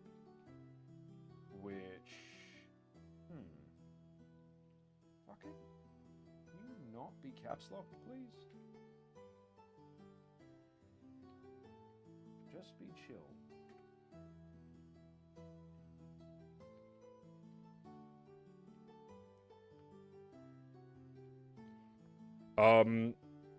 So how would that add on? So an animal gathering that is focused on life. I'll just take a sort of spend some time to get to know you first.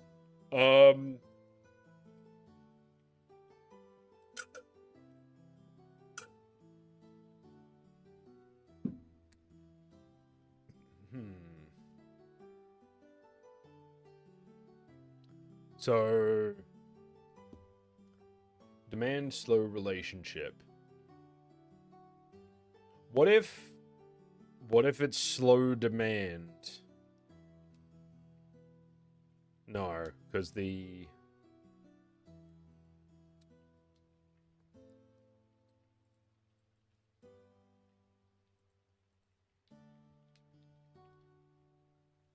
focus is on relationship. Descriptor is slow.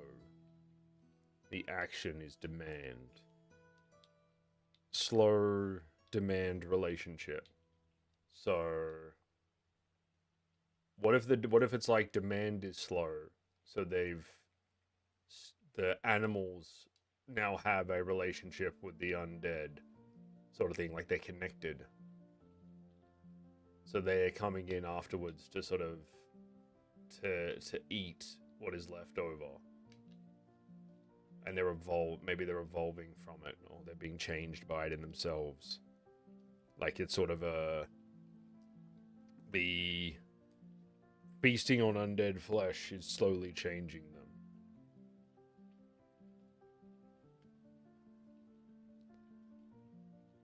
Let's put that in. Hold on.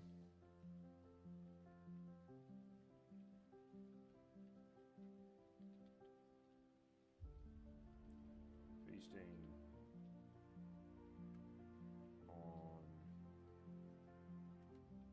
on undead flesh changing.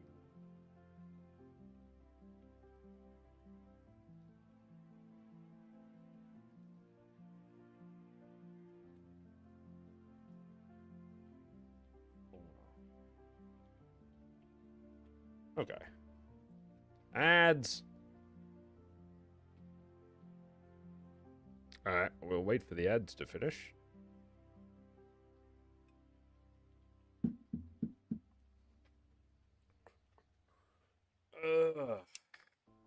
But yeah, this is interesting.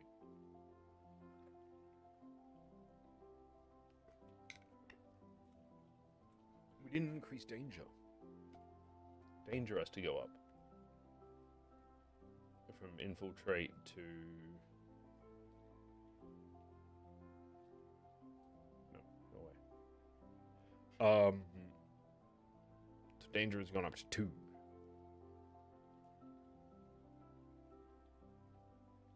But we'll see.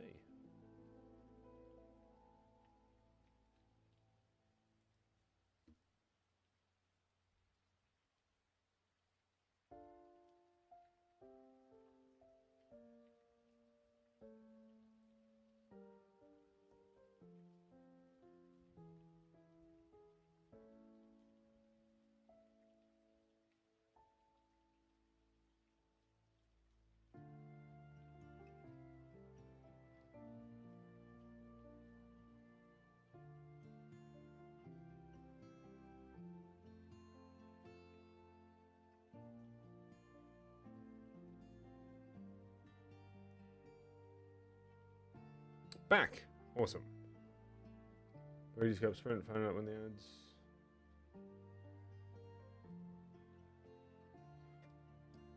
ads. Excellent.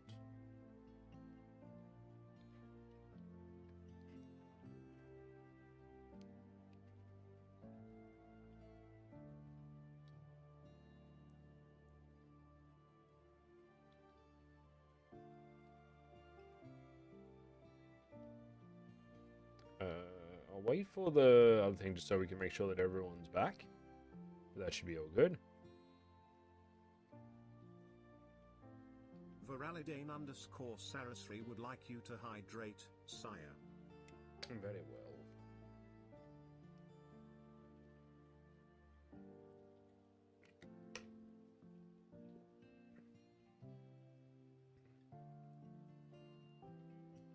The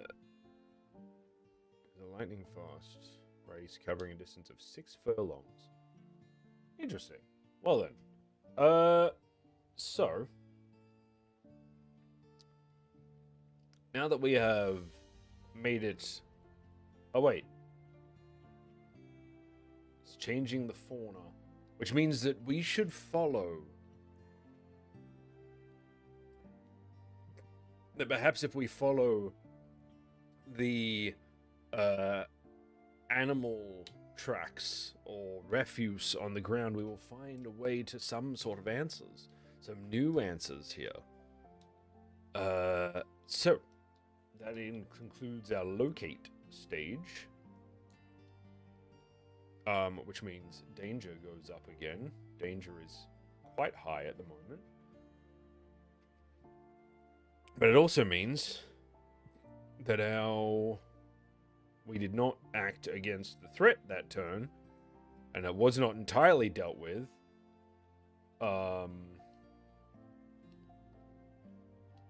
Actually, it doesn't drop down to a 1 threat, does it? It's still a 2 threat.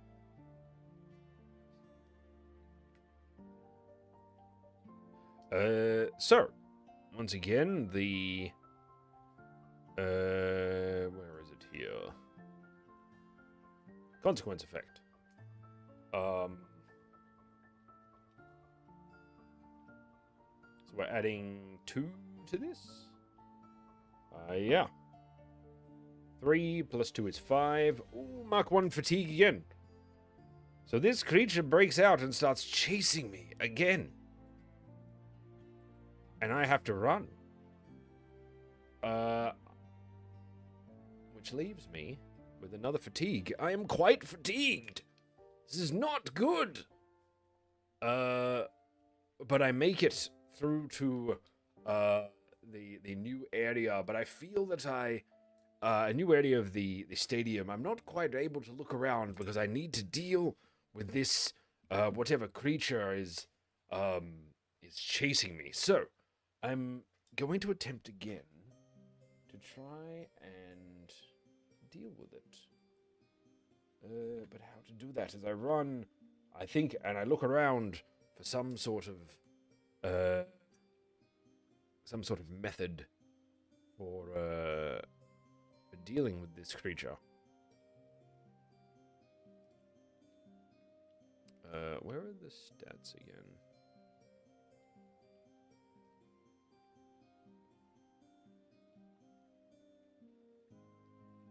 God, it is warm here.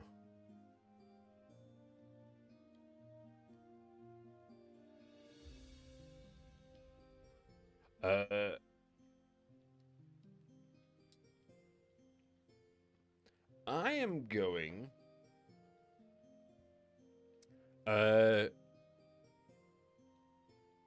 to attempt to I am going to remove as I run down the courtyard. I'm going to turn a corner very quickly, and I will take my jacket off as I'm running, and very, very woefully, it is one of my favorite jackets. I am going to toss it down another archway to try and get this this creature off my scent. So once again, using my method.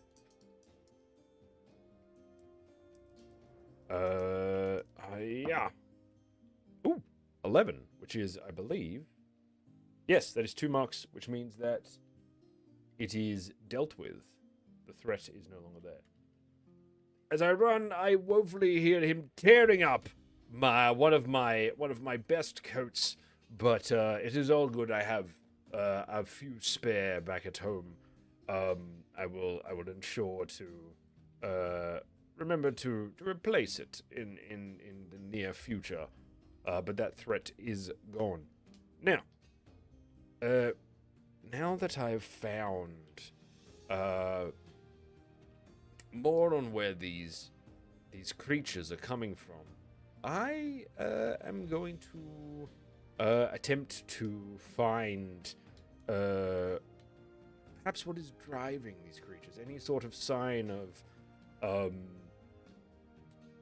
what is pushing these creatures forward and binding them to this strange, unnatural force.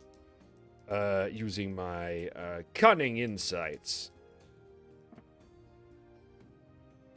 So that is a 6 plus 2, which is a 8, which I believe is success at a cost again. I'm still rolling over danger. Oh no, because that would be... Nope, danger doesn't increase after that because I was dealing with a threat.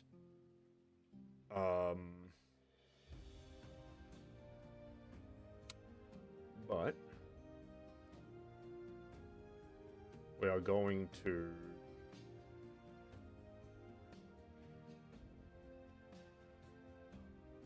hang on, where's my thing here?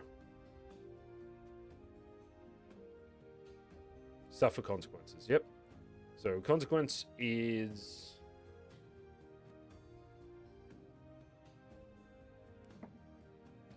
5 threats add to consequences, don't they? So it shouldn't be anything, but it is... Oh, good lord. I am going to need a rest after this.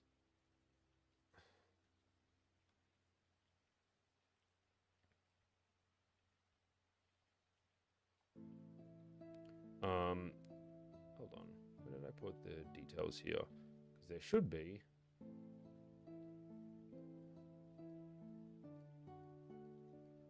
A...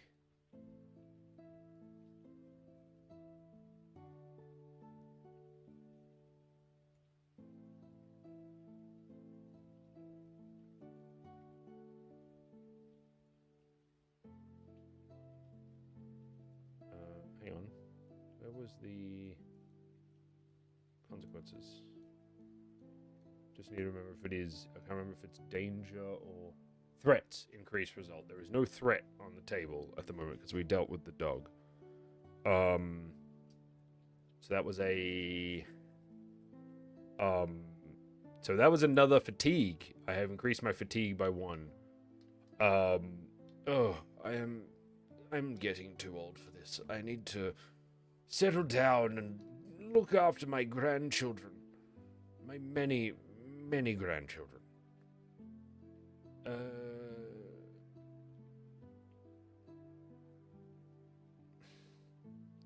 So we have succeeded. So what do we find?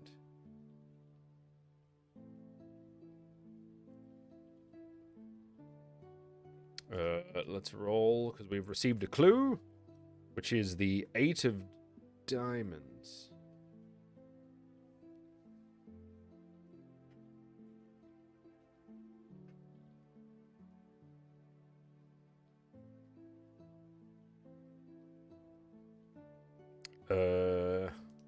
Which the clue attached to those 61. Trap. Not a great start.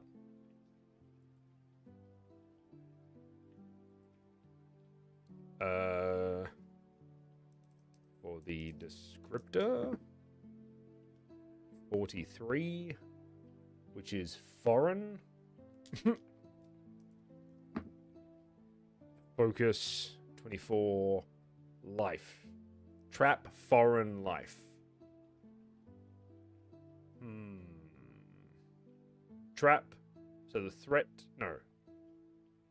Action is trap. Descriptor is foreign. So it could be a foreign trap for life. Or trapping foreign life.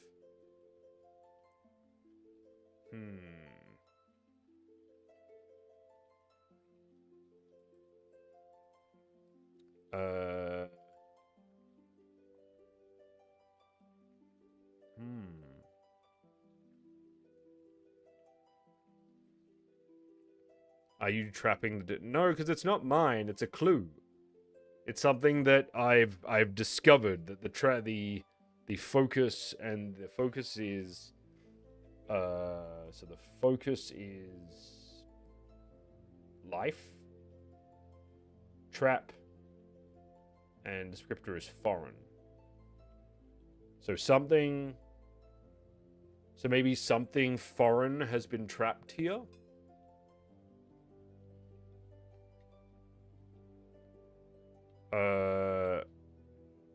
Something. Oh, perhaps it's the threat, the thing that we were dealing with. The thing that's also in here is a, like, what do you call it? It's a garm, like it's a giant wolf that's growing, and they're hoping that the fear will leave it elsewhere. But that means that something, perhaps some sort of hunter has led them here, or some sort of dark force surrounding wolves has led them here, which works with Hell, and then, as someone mentioned before, with Fenrir.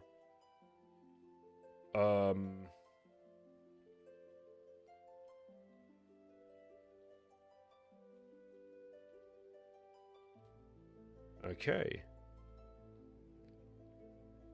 Actually, we've got a clue table, don't we? Like, hang on a minute. Let's roll on that and see what we find. Because that's what I forgot to roll on. Clue table, fantasy. 23. Strange weather. That doesn't really count. Hang on, let me try. Wait, what's 32? Whispered rumor. Whispered rumor. That could be something. So maybe it's like there's the whispered rumor of some sort of dark force that's coming back.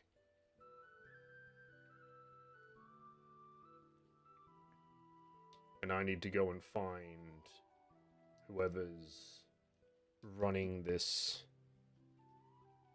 And perhaps there's another rumor that leads me elsewhere. What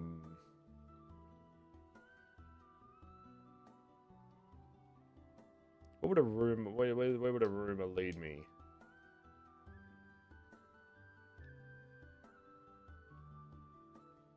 So perhaps there's a rumor of a local, some sort of local warehouse where someone's been stocking, or they say there's been word of strange noises and people unloading crates at strange points in the night. Yeah. Okay, so that was 8. Ooh, keep that up.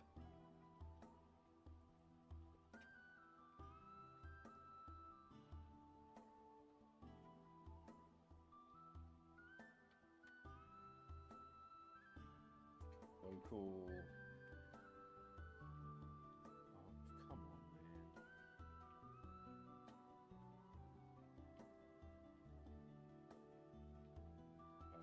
Rumor.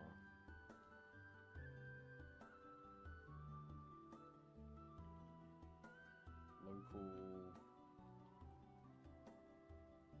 warehouse.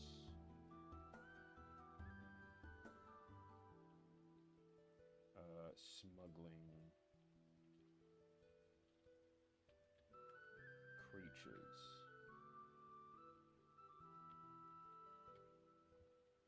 Yeah, that's fine, whatever. Mayhaps that's why it's lurking here. Very possibly. Maybe it escaped. Or maybe it's something else. Cool. So, we have acquired. Danger goes up again. We haven't any events, and there are no threats. So, that is these. We don't have to escape, so that's all done. Oh wait, was that a wild success that got me that clue? I think it was. Do I get another clue?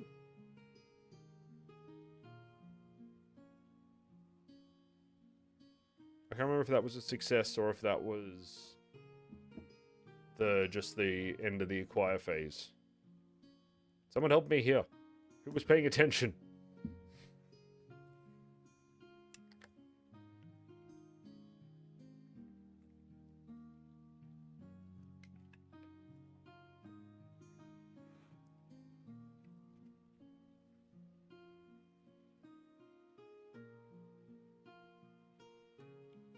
Okay. Oh, good. Very well. Then I'm going to say that I'm pretty sure that was a success thing, which means I'm going to take another clue there. So that is a 9 of diamonds. Once again, these are not shuffled well. But that is going to be another roll on the clue deck, on the clue table. 65. Recent camp.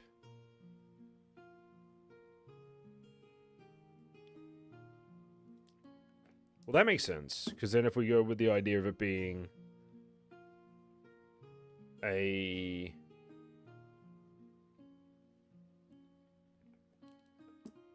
abandoned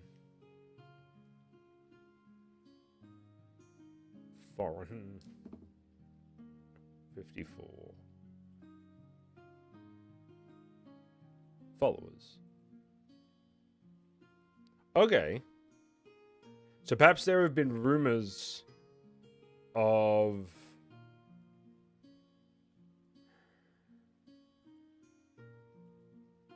So maybe instead of this, look. Rumor of...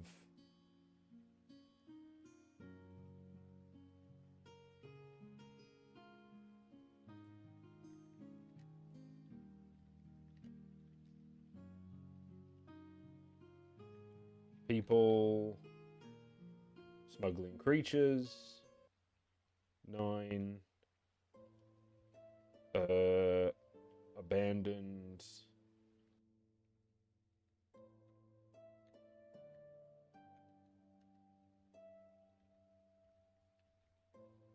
Hunting camp.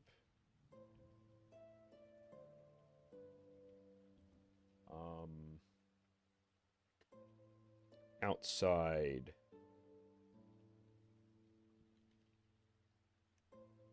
Midgard.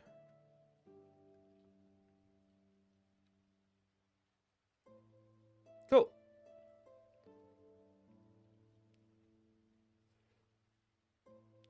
So we found a few clues. And we can escape because there is no threat. But we do have 3 fatigue. So, we're going to...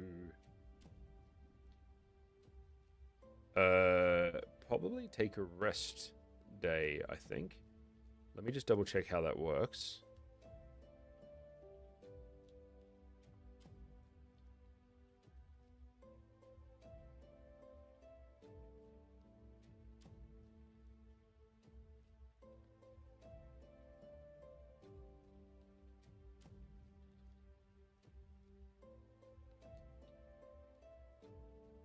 Nope, that was the wrong button.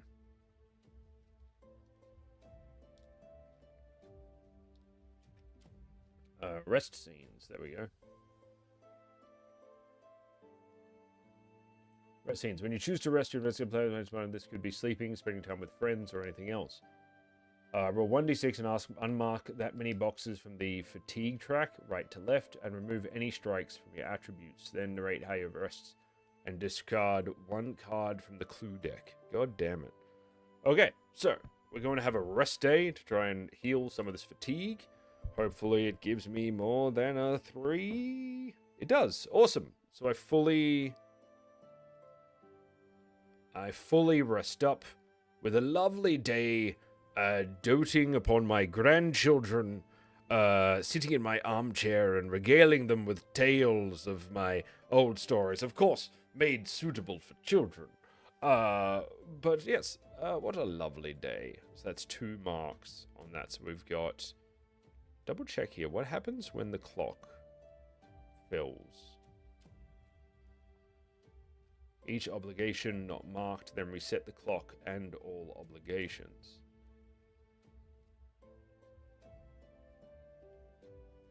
Am I supposed to be, like, gaining obligations along the way? Which also means that... No, actually... So we're going to... I feel like we need... time is of the essence here. So we should probably go out and... I feel like the writing of my books must be redone here. Must be prioritized here.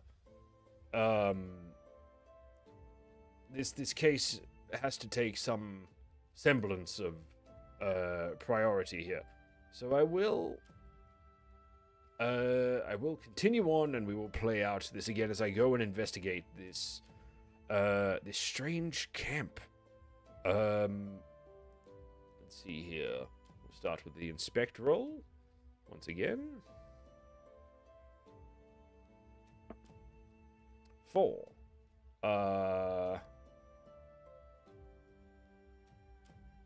Which is... Ooh, we start with the threat. So, what is there... I'm going to use 2d6. Just because otherwise it's literally just no or extreme no that I can get, really. So I also don't know if danger's meant to reset at the end of scenes.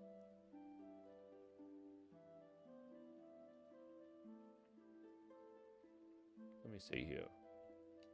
First of all, danger. Beginning of each investigate stage, the danger level is increased by 1. It can also be increased by investigative status consequences anytime you perform an attribute if the result is less or equal to. If you do halve danger, run it up.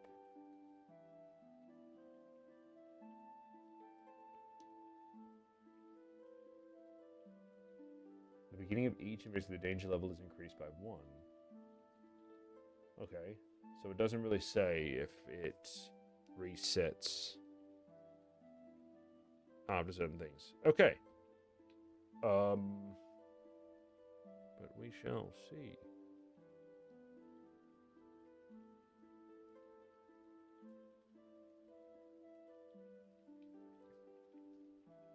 So, what do we have here? We have a small camp. It appears to be. Is it? There seems to be movement inside. Is it human in nature? 4. That would be a no. Is that an extreme no?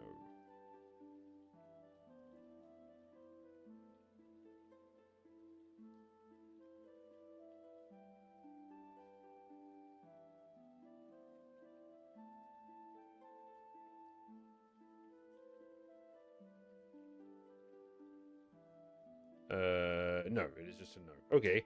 Is it another creature of some type? Perhaps something has escaped? 7. That is a yes. Okay. Once again, we have some sort of creature that has been lured to the camp. Is the creature a natural beast of the land? Roll that one. No, so it is something supernatural, which is not good. Not good at all. So we start with a level 1 threat.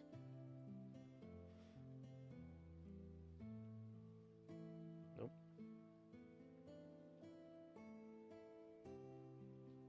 Where's my mystery sheet? There it is. 1. And we will say it is let's say it is a Vargulf, which is essentially a werewolf. Terrible, terrible creature. I must be most cautious. So, we now go through the infiltrate stage. I must make my way into the camp very carefully. I'm going to keep my wits about me. Make sure to keep my eyes open, using my environmental awareness and my insight to pick the perfect path into the camp.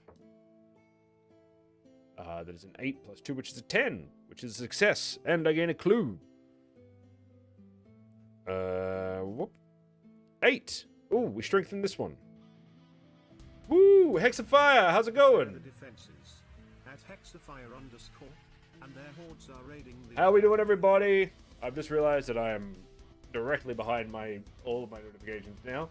How we all doing? Hex, very welcome. How is your stream? How you going? Hello everyone. My name is Dragon, also known as the Heavy Metal Game Master. I am a content creator, mostly in the TTRPG space. I am also a variety streamer, a professional game master, and a published author. Details for all of which you can find in the panels below. Yeah, we are currently playing Caught in the Rain, which is a solo mystery TTRPG by Ravensridge Emporium, who are a small Australian company. Very exciting stuff. So yeah, how are we all doing? So we'll just give it a moment. But yeah, what what were you up to? Can we get a shout out for Hexifier, please? My man.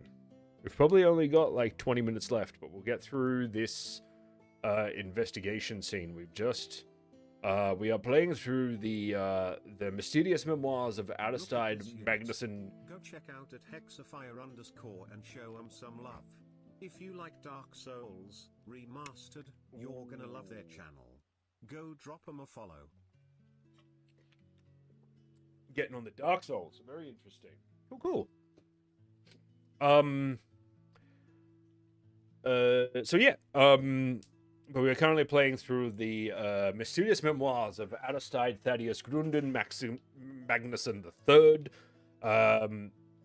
Good night, base.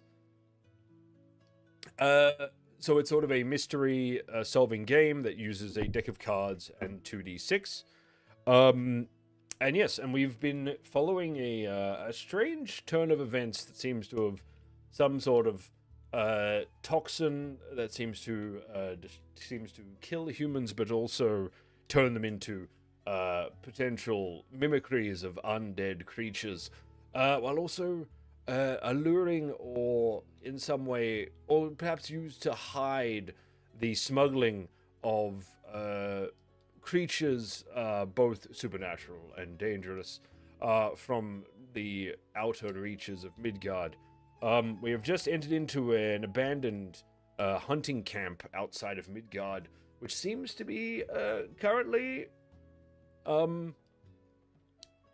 That's why I'm late. Oh, it's all good. Which appears to be currently occupied by a possible werewolf. But we will attempt, and we've just snuck in and found ourselves another clue, which strengthens one of our things: people smuggling creatures. Okay, so how does this get strengthened? So for those of you who are just joining us, I don't really know how to bring it up and all this without just completely sharing my screen, which I don't feel will be very interesting, or at least will be very confusing. This game uses a lot of tables, so using the 2d6 to roll to find different things on the tables to help you sort of tell the story. Yeah, where we got here. So we've got strengthen this clue. We've got yep. I'm going to go with that as 32. So the action, improve. 15 is dark. And 64. Or 46. What's 46? We had relationship. 46. Improve dark plan. Ooh. So not... So improve dark plan. So people smuggling creatures. So smuggling and what's the word? Evolving dark creatures. Magnus has a feeling that an old friend of his might be behind this. Enjoyed reading Berserker, so playing an RPG in that world sounds amazing. Thank you very much. I am hoping to start I will be starting a proper TTRPG for that soon. I have a couple screens set up for it. Hopefully this doesn't screw everything, because I think it's going to mess up my camera at least. But I made... Oh, look, I'm everybody. But we have artwork now, and look at all this shit. This is cool stuff. But yeah, so we're doing a TTRPG stream set in Heimgard pretty soon, and this is all set in Heimgard. So this is one of my main characters that I've had for a while. This is essentially my world's version of Volo from D&D. So yeah, so it seems that these smugglers are not only smuggling these creatures into Midgard, they're performing some sort of dark ritual to change them somehow, evolving them into morphed creatures of myth. I fear for the purpose of this. However, I also realize at this point that I have, in this moment of fascination, let my guard down slightly, as it seems that this creature may have picked up my scent. So I roll on the consequences table.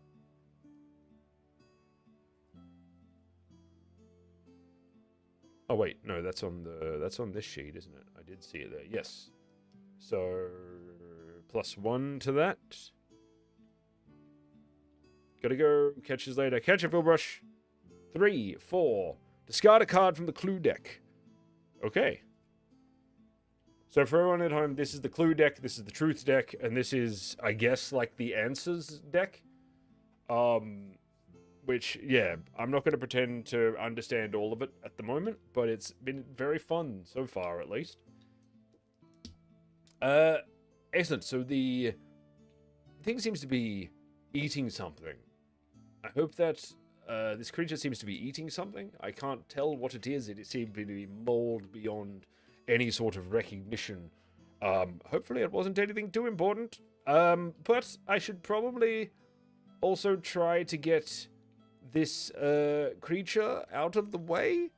So let me see if I can find a way to get this devil out of my camp, so that I may peruse the area safely. Perhaps if we find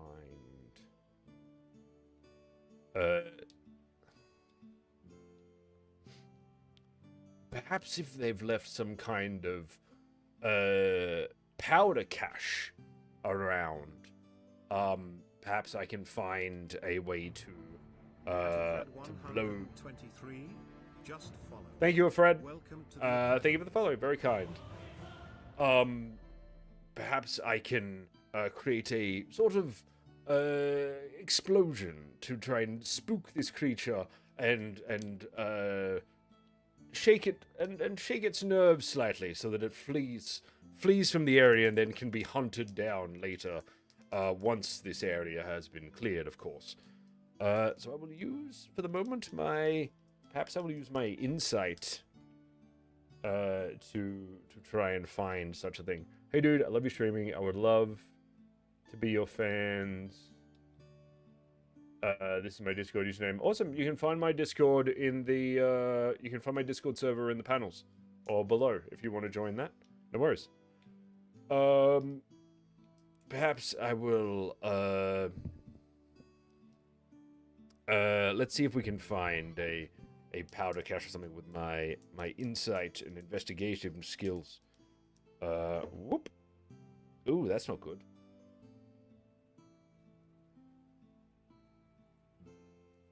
Which would be a 6, which I don't think cuts it. 6. Failure. Gain a keyword. But perhaps... Wait a minute. With my keyword, with my keen knowledge of these sorts of camps, having been on a number of hunting expeditions myself, I will surely know of such a place. So perhaps I will use my keyword to re-roll. Cannot be used while struck out. Wait, I can just use that to eliminate a threat?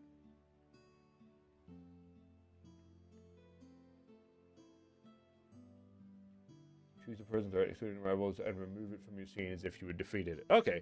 Well, then I will use my knowledge of these creatures, because I've dealt with Vargulf before, and although this is generally a warped ideal of one, I assume it works on the same principles. So I will find a small... I will find and my knowledge of these sorts of camps, I will, find the powder cache and set off a small powder keg to create an array of sparks and bangs to scare the creature away. So that removes the threat. Now that we are free to move, we can locate the what do you call it? We can locate have a look around for some more clues around here with my insight. Yeah. 5 plus 2. Okay, so that's... I don't have my keyword anymore. Not for the moment. 5 plus 2 is 7, which I believe is success at a cost. Because of course it is. Yep. So.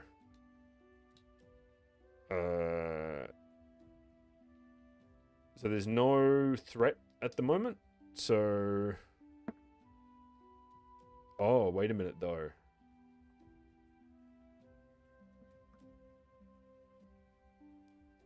Hang on. That was... Because we finished the infiltrate stage. No, because we finished the infiltrate stage and that went up. That's all good. We're okay. Ooh, that was spooky.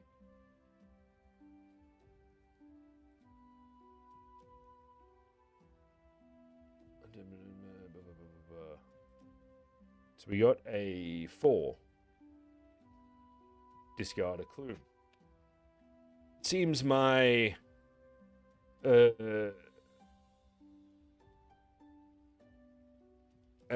do you call it? It seems my explosion might have damaged a few things. But I find an entrance into one of the main tents. That seems to be whoever was running this operations details. But we once again, so we found our way in. But perhaps, and there seems to be a bit of equipment around here. And some books, though old, and bits of paper.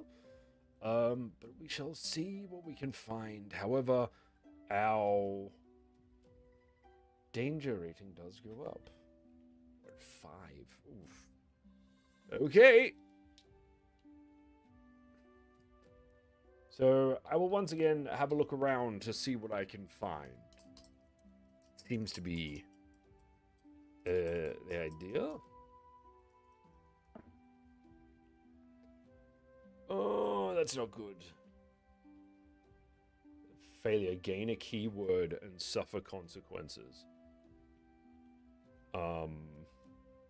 Cool. So, we have failed that, but also we have rolled below our danger rating. Which means that we, if I remember right, we halve.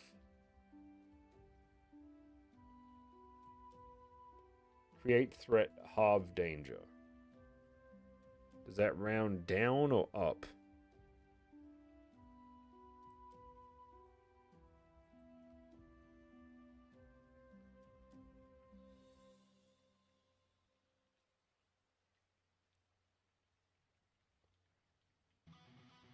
Woo! Prepare the defenses. At Sabaton Lim. Double raid. Look at that. Hey Liam, how we doing? Hello everybody. Very welcome, very welcome. My name is Dragon, also known as the Heavy Metal Game Master. I am a content creator in the TTRPG space. I am also a variety streamer, a professional game master, and a published author. You can find information for all of that in the panels or on my website, which you can also find through the panels. Yeah, we are currently checking out Caught in the Rain, which is a solo TTRPG, which I've set in my homebrew world of Himgard. So Caught in the Rain is a solo TTRPG, all based around like mysteries and solving cases and all that sort of stuff. It is made by a small Australian company called Ravensridge Emporium, and so far it's been fairly fun. It's quite good. I'm just trying to figure out how a certain thing works because I'm still sort of learning the system myself. The lovely people at Ravensridge Emporium were lovely enough to send me through an advanced copy, as the Look at this Kickstarter has Go not check been. out Sabaton and show 'em some love. If you like Go Home Annie, you're gonna love their channel. Go Home Annie. Go drop 'em a follow.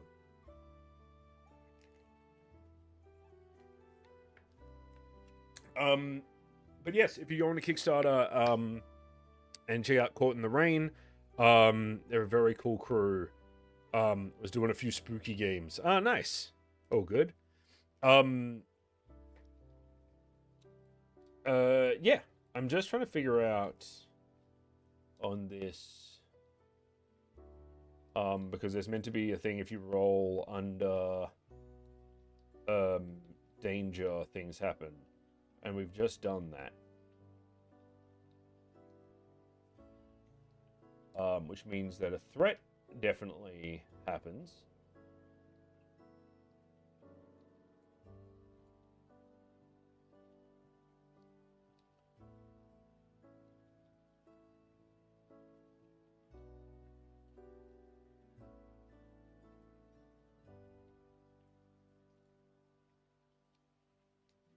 Nice for clues. Hold on, sorry.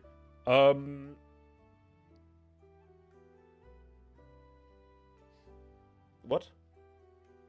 Yeah, it is very interesting because it works mostly surrounding, like, it's just a storytelling tool, really. There are, like, limits for failure. There are stakes, definitely. But it all works around, like, clues, and they do that by using a deck of cards, which is really cool. But, yeah, and then there's methods for, like, as you see in the sheets next to me, there's methods for fatigue, and for, like, areas for clues and threats and all that sort of stuff. Threats we are about to deal with. I'm just trying to find...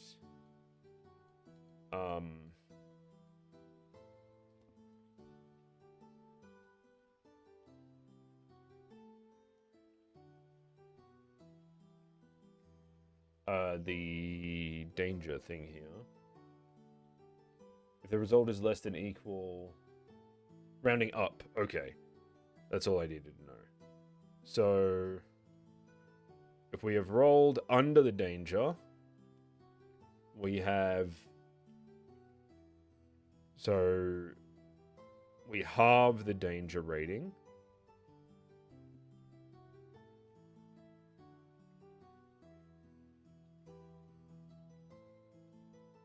You must introduce the threat in. If you do halve the danger. Okay, so we gain a keyword. And we halve the danger. So our danger goes to 3. We have succeeded? Did we succeed? No, we didn't succeed. So we've got to do that one again.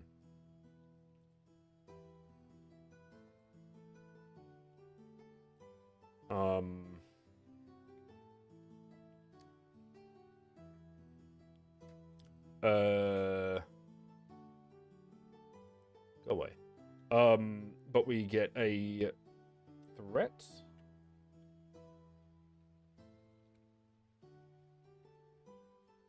So for the threat, has the Munch and Lay Down My Goods said, no worries, Liam, if you're still here, have a good one.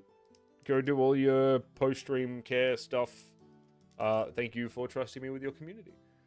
Cool. So, checking in, we're going to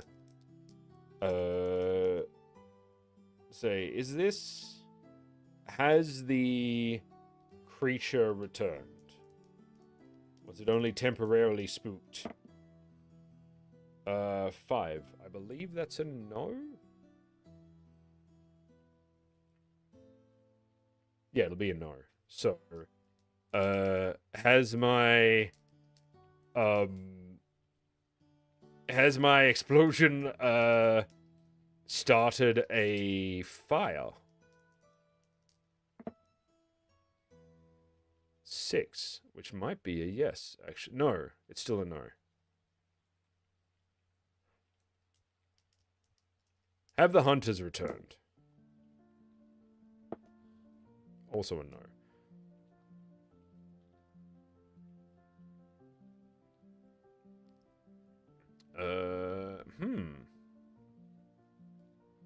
So not the monster,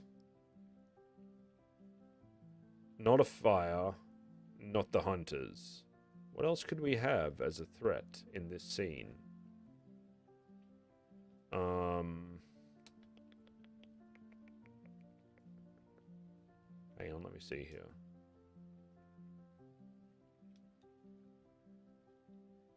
Maybe if we find...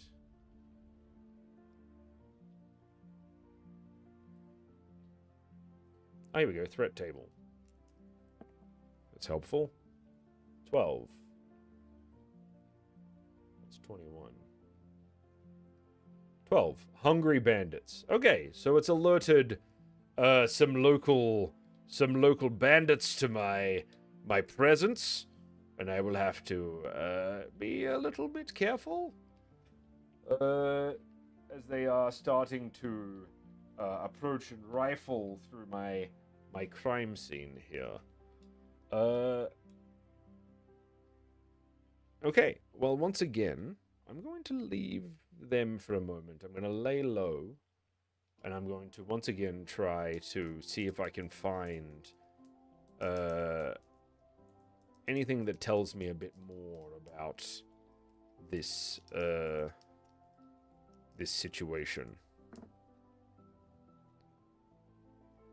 So that's 9 plus 2 is 11, so that is a success. And I get a clue. So rolling a success that is 10 or above means that you get a clue. On thing, you normally only get a clue when you complete the acquire phase. So we got a 2, which means we've got a new clue. New clue we can do. Okay. Where's my clue table?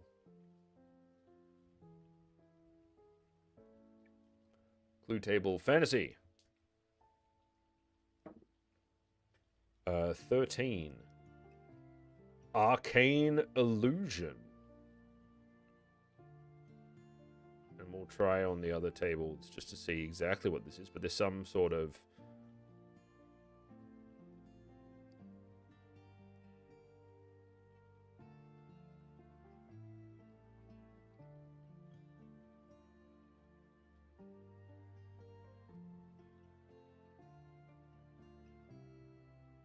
okay, so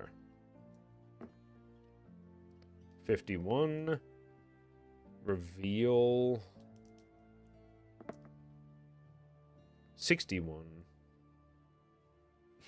aquatic 34 deception, aquatic deception. Let's try re-rolling on that last one because I don't know about aquatic at the moment. Old deception. That makes more sense. So reveal old deception. What if I find some things that tell of a few scraps of... There's a few... So there was not... No, perhaps there was. But what if the stadium or the internal of the stadium has actually been manipulated to look like an old dusty stadium, and they've made illusions of strange creatures roaming it to cover up some sort of other nefarious beings. What if the wolf creature was some sort of like escapee from this illusion, and there is actually some sort of dark beast-making facility within the stadium's walls? Yes, that is perhaps it. But let's see what else we can find. Of course, unfortunately, we do need to let the bandits... do need to keep our eyes on the bandits. But they're about to have their go. But we now move to the acquire phase 5, which is Mark 1 fatigue. So unfortunately I have to... It's very tricky getting around these bandits. They're ransacking this place. They're such thugs, so uncivilized. But we should try to acquire a few pieces so I can take them back and collage them on my wall. And I need some pieces, check these other pieces of writing. Yeah, we will try to find what we can here. Ooh, that's not good. 3 plus 2 is 5, which does not put us under our danger rating, thankfully, but it does mean that we fail. So we gain a key. Oh, we would have gained a key. No. Wait, did we fail? I think we did earlier. So let's quickly, before we do, let's grab a keyword. Because that will be important. Keyword table. Fantasy. 64. Herald.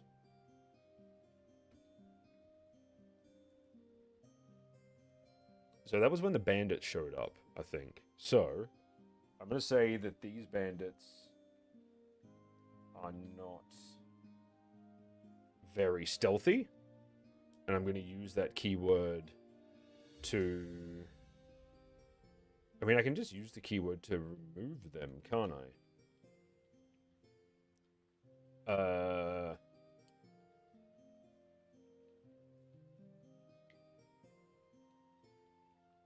No, I have to use it. Well, I can use it to reroll. Hang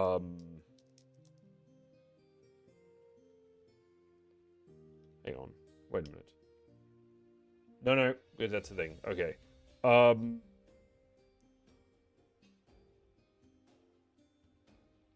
So I take 1 fatigue.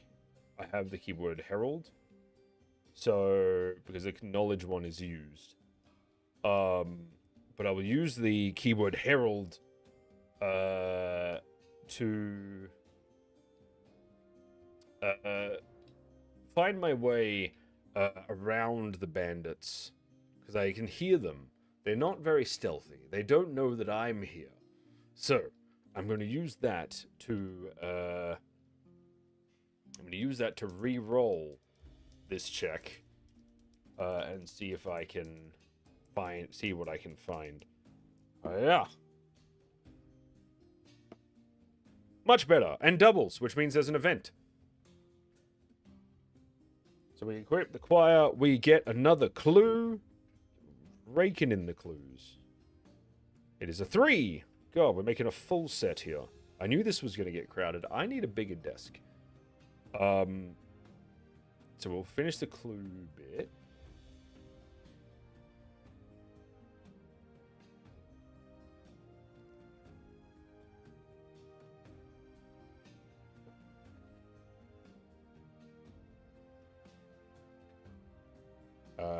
Clue table. Yeah. 34. Oh, that's suspicious sighting. Okay. Let's roll some keywords for this. Or some words for this.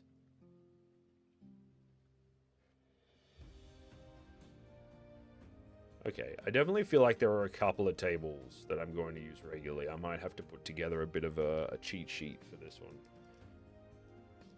Alright, everyone, I gotta go to sleep. Enjoy stream, no worries. Have a great night, Hex. I said it's 14 guard. 23 empty 66. Burden. Perhaps this is confirmation.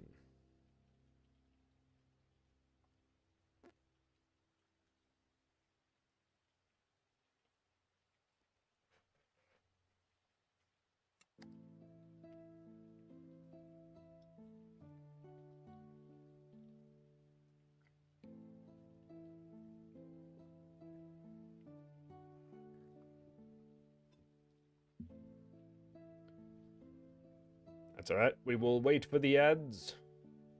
And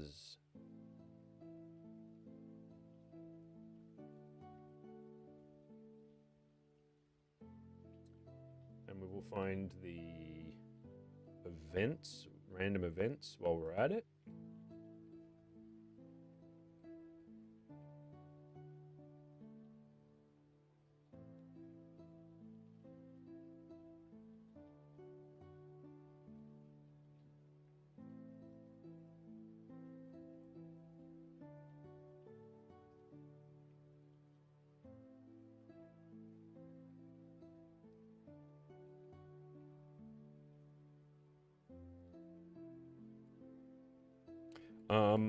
Yeah, how are you all feeling on this? What do we think so far?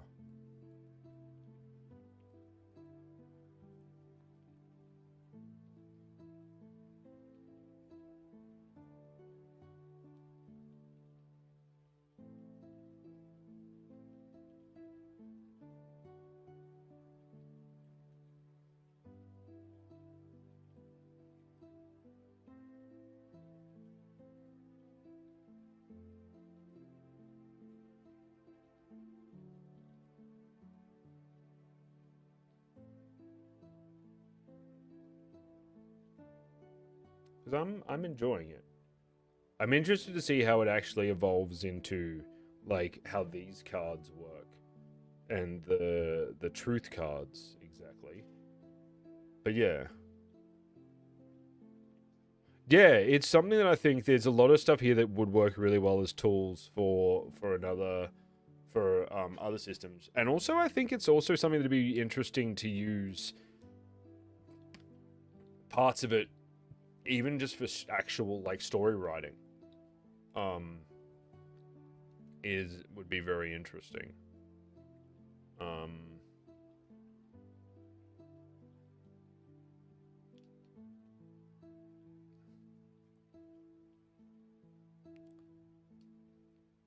So, but random events, where did the random events go?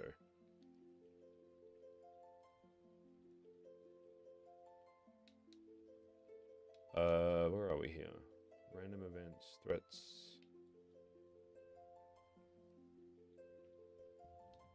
Table, so moment, shibaba.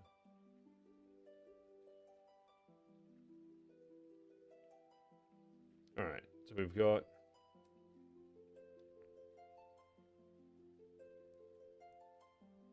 it says random events have happened. When 2 dice contribute roll. Make a random event, roll on the action, description, focus tables to inspire the details of the event. So a random event happens. So we're gonna roll on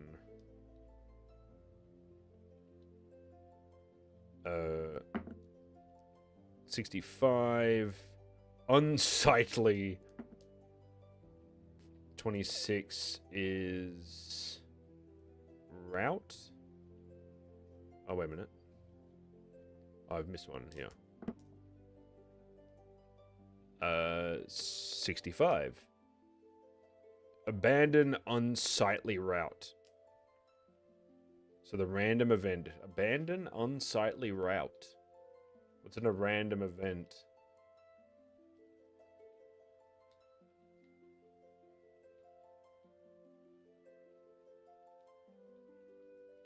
Abandon unsightly route?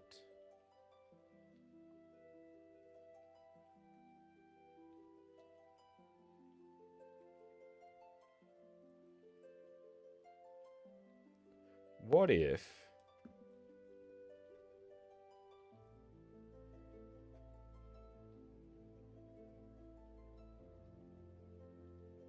Perhaps I did mention before.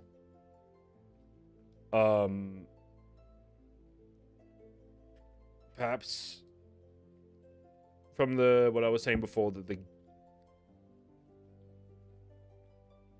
bandits are now, because they were sort of like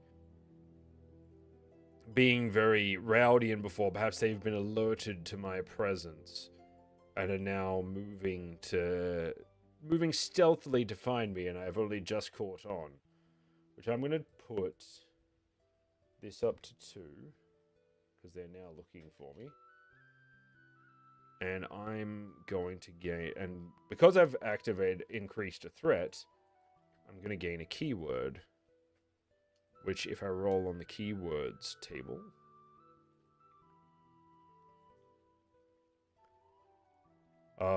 yeah, no, it could work very well to,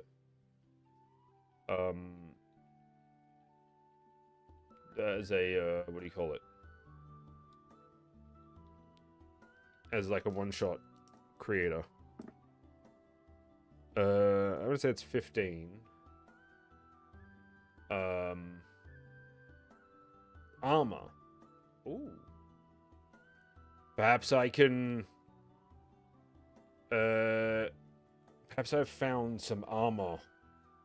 Perhaps I can fight. I can fight these guards off. These bandits off. I've had it. I have had it with... had it with this... Poshy. Funny, I need to crack some skulls. I'm gonna tuck my monocle into my pocket and, add on this, this armor to fight off the invaders. So that would require power, which I am not good with. However, my armor will allow me to re-roll, or add a check. So, what are we gonna do here?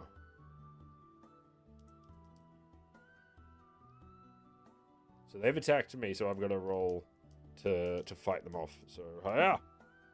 Ooh, not bad. 9 plus 0, so 9. Which is success at a cost. That's not bad.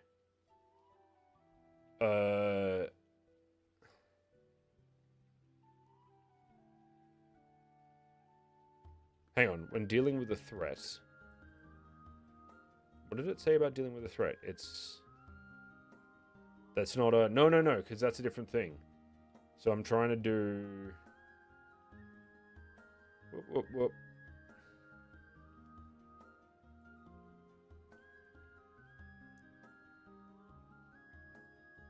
Oh, so that's a success. So I go 1 on there, because that's one thing. I'm then going to... I will once again... Very bolstered and quite fired up. I'm going to attempt to deal with them again using my newfound strength and aggression. That's much better. 2. So that's 2. Well, that's 3 actually. But yeah. Let me just double check that I'm doing this correctly.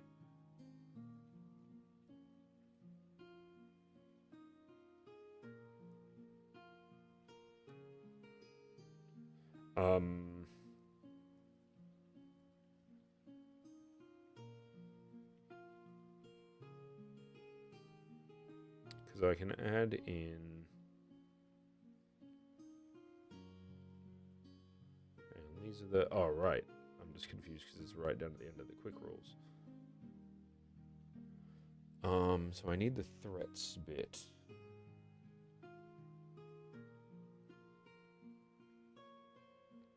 How do you defeat it? To remove that, you can act against them by performing an attribute test. If successful, mark it right next to the said marks. Once the number of marks next to the threat is equal to its level, the threat is removed.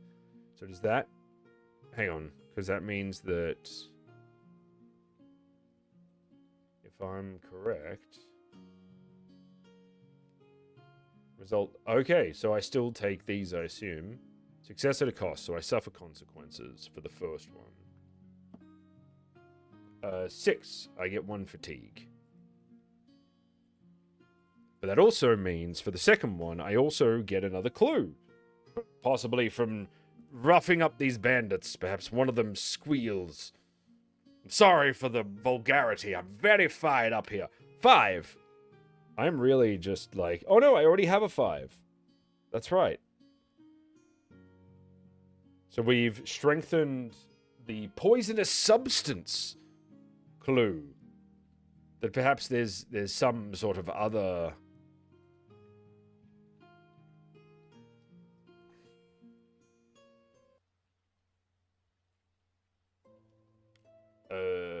track.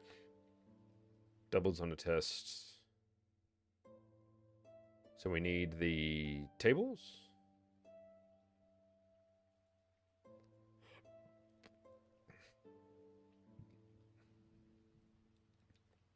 Yep. 14 is guard. 51 is slow. And 55 is bravery. Guard, slow, bravery. What if it's not about bravery? Maybe it's like bravery and it's like fear. So guard, slow, bravery. Like it's maybe the substance used. And I'm going to do a thing here. I'm not sure if this is meant to be a thing. But in that case... Actually, no. I'm not going to do that. Hold on a second. So for the poisonous substance, so I'm going to put poisonous gas creates hallucinations.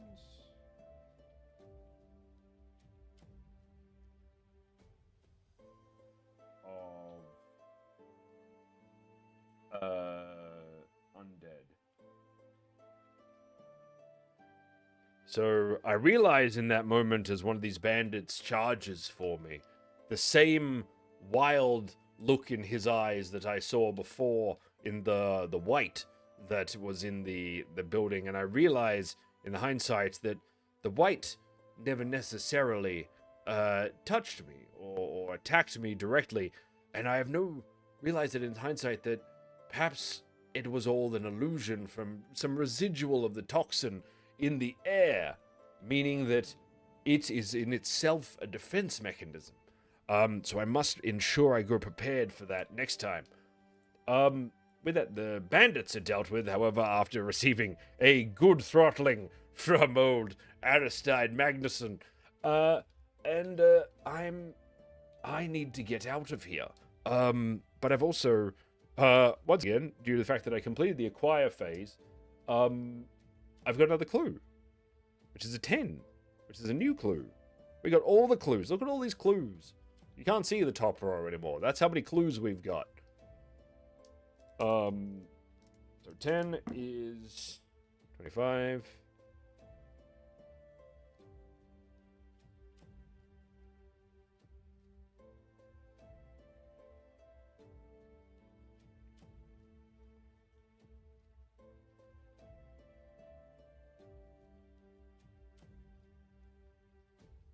Clue table.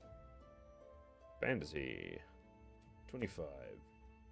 House Sigil. Ooh. Ooh. We have a lead. Ladies and gentlemen, we don't just have a clue. We have a lead.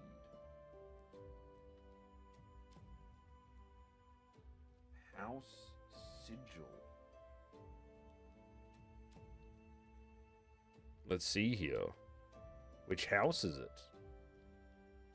Let's see, perhaps if we go with... Do we have a... Because I know we have an object table. Let me have a look at that.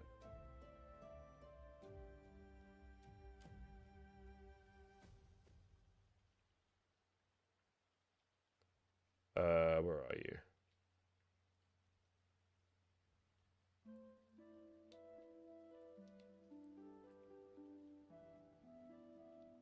Which house is behind this? That is the question here.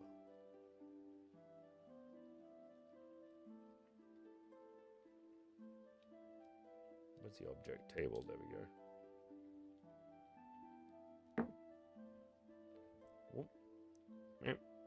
46. God. A house. Which god would be behind such terrible? Which house sigil would be behind such terrifying creatures and such deception? It would be...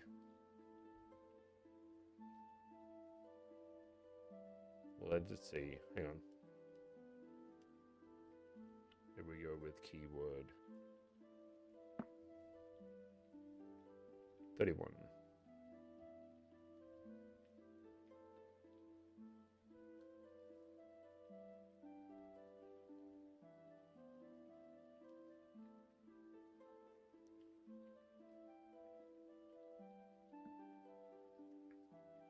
Methinks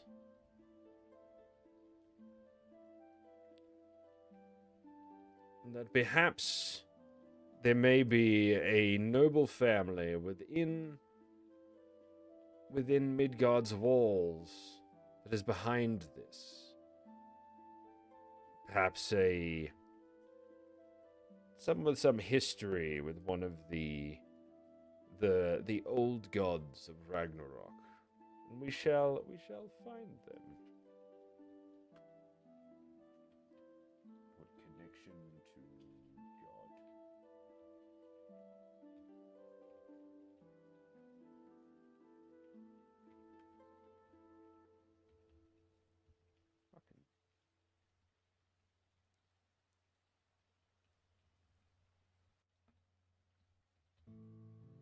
God?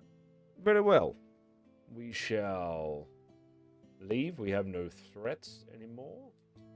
So we shall return home for a time, and I shall look upon as I return back to my abode, I shall look upon my latest tome, left unfortunately empty for the day, and weep at the lack, and I feel the weary weight of my bones as I crawl into bed, as I gain fatigue because I did not fill out my obligations within this time. But that clears all of that, and it starts a new day. Cool. Well, I am going to leave this here for the moment. But this has been really cool.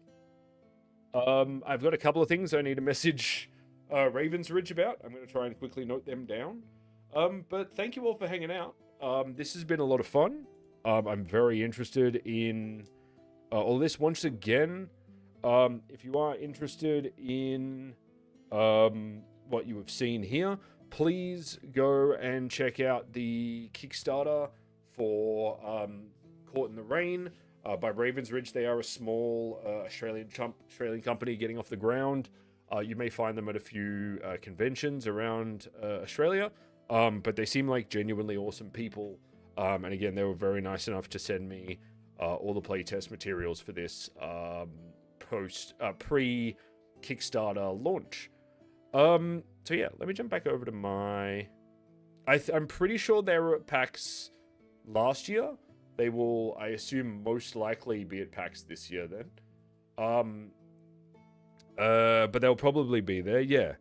I think they make dice, and they also I think they make jewelry and a few other things as well that they often sell at these sorts at the conventions. But yeah, I believe this is their first sort of foray. I think at PAX last year they were only there for the Saturday from memory. I'm not entirely sure, but yeah, I'm pretty sure they were only there for the Saturday. But yeah, but I really like it. I'm very interested. I might play it again soon. I think there's another game I have to play. I got another game through Lurkit that I need to play that I got last week that I definitely need to make some content for to keep my rating up. But yeah, I'll definitely probably return to this. Please let me know in my Discord if you would like to see more of this. And yeah, I don't know. Just let me know. And yeah, hopefully we will be able to get our TTRPG, our Echoes of Ragnarok stream started soon. And yeah, should be good. Okay, let's have a look here. Stop the music. Let's have a look here and see who we can raid, shall we? What do we got here? What do we got? Silver Gravekeepers. We haven't raided Silver Gravekeeper in a while. So Hannah is also on, and Remy. Does anyone have anyone particular?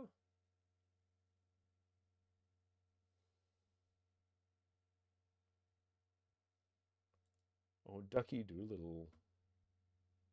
What are they doing at the moment? They're playing Pokemon. What do we reckon? Any thoughts? Any takers? Any ideas?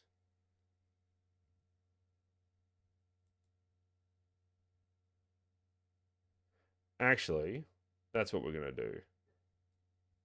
There's a buddy of mine, a fellow Australian streamer, very cool dude that I met through TikTok. And let's go raid them. I'm going to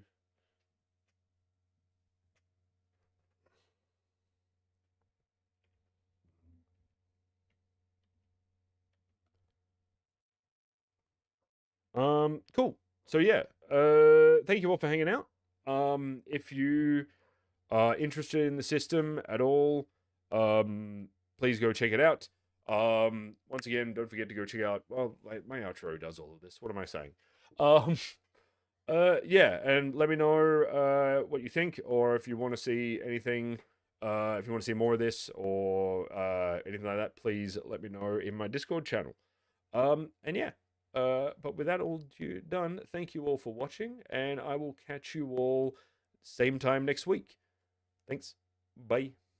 Hey everybody, hope you enjoyed the stream. We're gonna raid real soon, but first I want to thank you all for watching. I really love bringing you all high quality content, whether it be my videos or books or streams, and it is your support that allows me to keep doing that. So if you'd like to support the Heavy Metal Game Master, here are 3 quick ways that you can help out. 1. Subscribe to my Twitch channel or my Ko-fi page. Unfortunately, I haven't figured out how to make my Ko-fi subscribers also my Twitch subscribers yet. Over on Ko-fi, I have a number of tiers available for subscription, all heavy metal themed, of course, and you can snag yourself some exclusive content and perks from yours truly. 2. Buy my book. My debut novel, Harbingers of Ragnarok Berserker, is now available pretty much everywhere. If you enjoy dystopian fantasy and Norse mythology, I am sure you will love it. Get your copy today. And 3. Check out our channel affiliates. Arc and Forge provide awesome TTRPG map making software and toolkits, allowing you to make awesome maps that can be used in person or online. If you use the code METALGM, you can get $5 off any toolkit purchase, and it helps out our channel as well. And finally, just keep doing what you're doing. Follow my socials, keep enjoying my content, share it with your friends. Let's build this heavy metal community into something amazing. Anyway, I think we're gonna start the raid. Have a good one, y'all.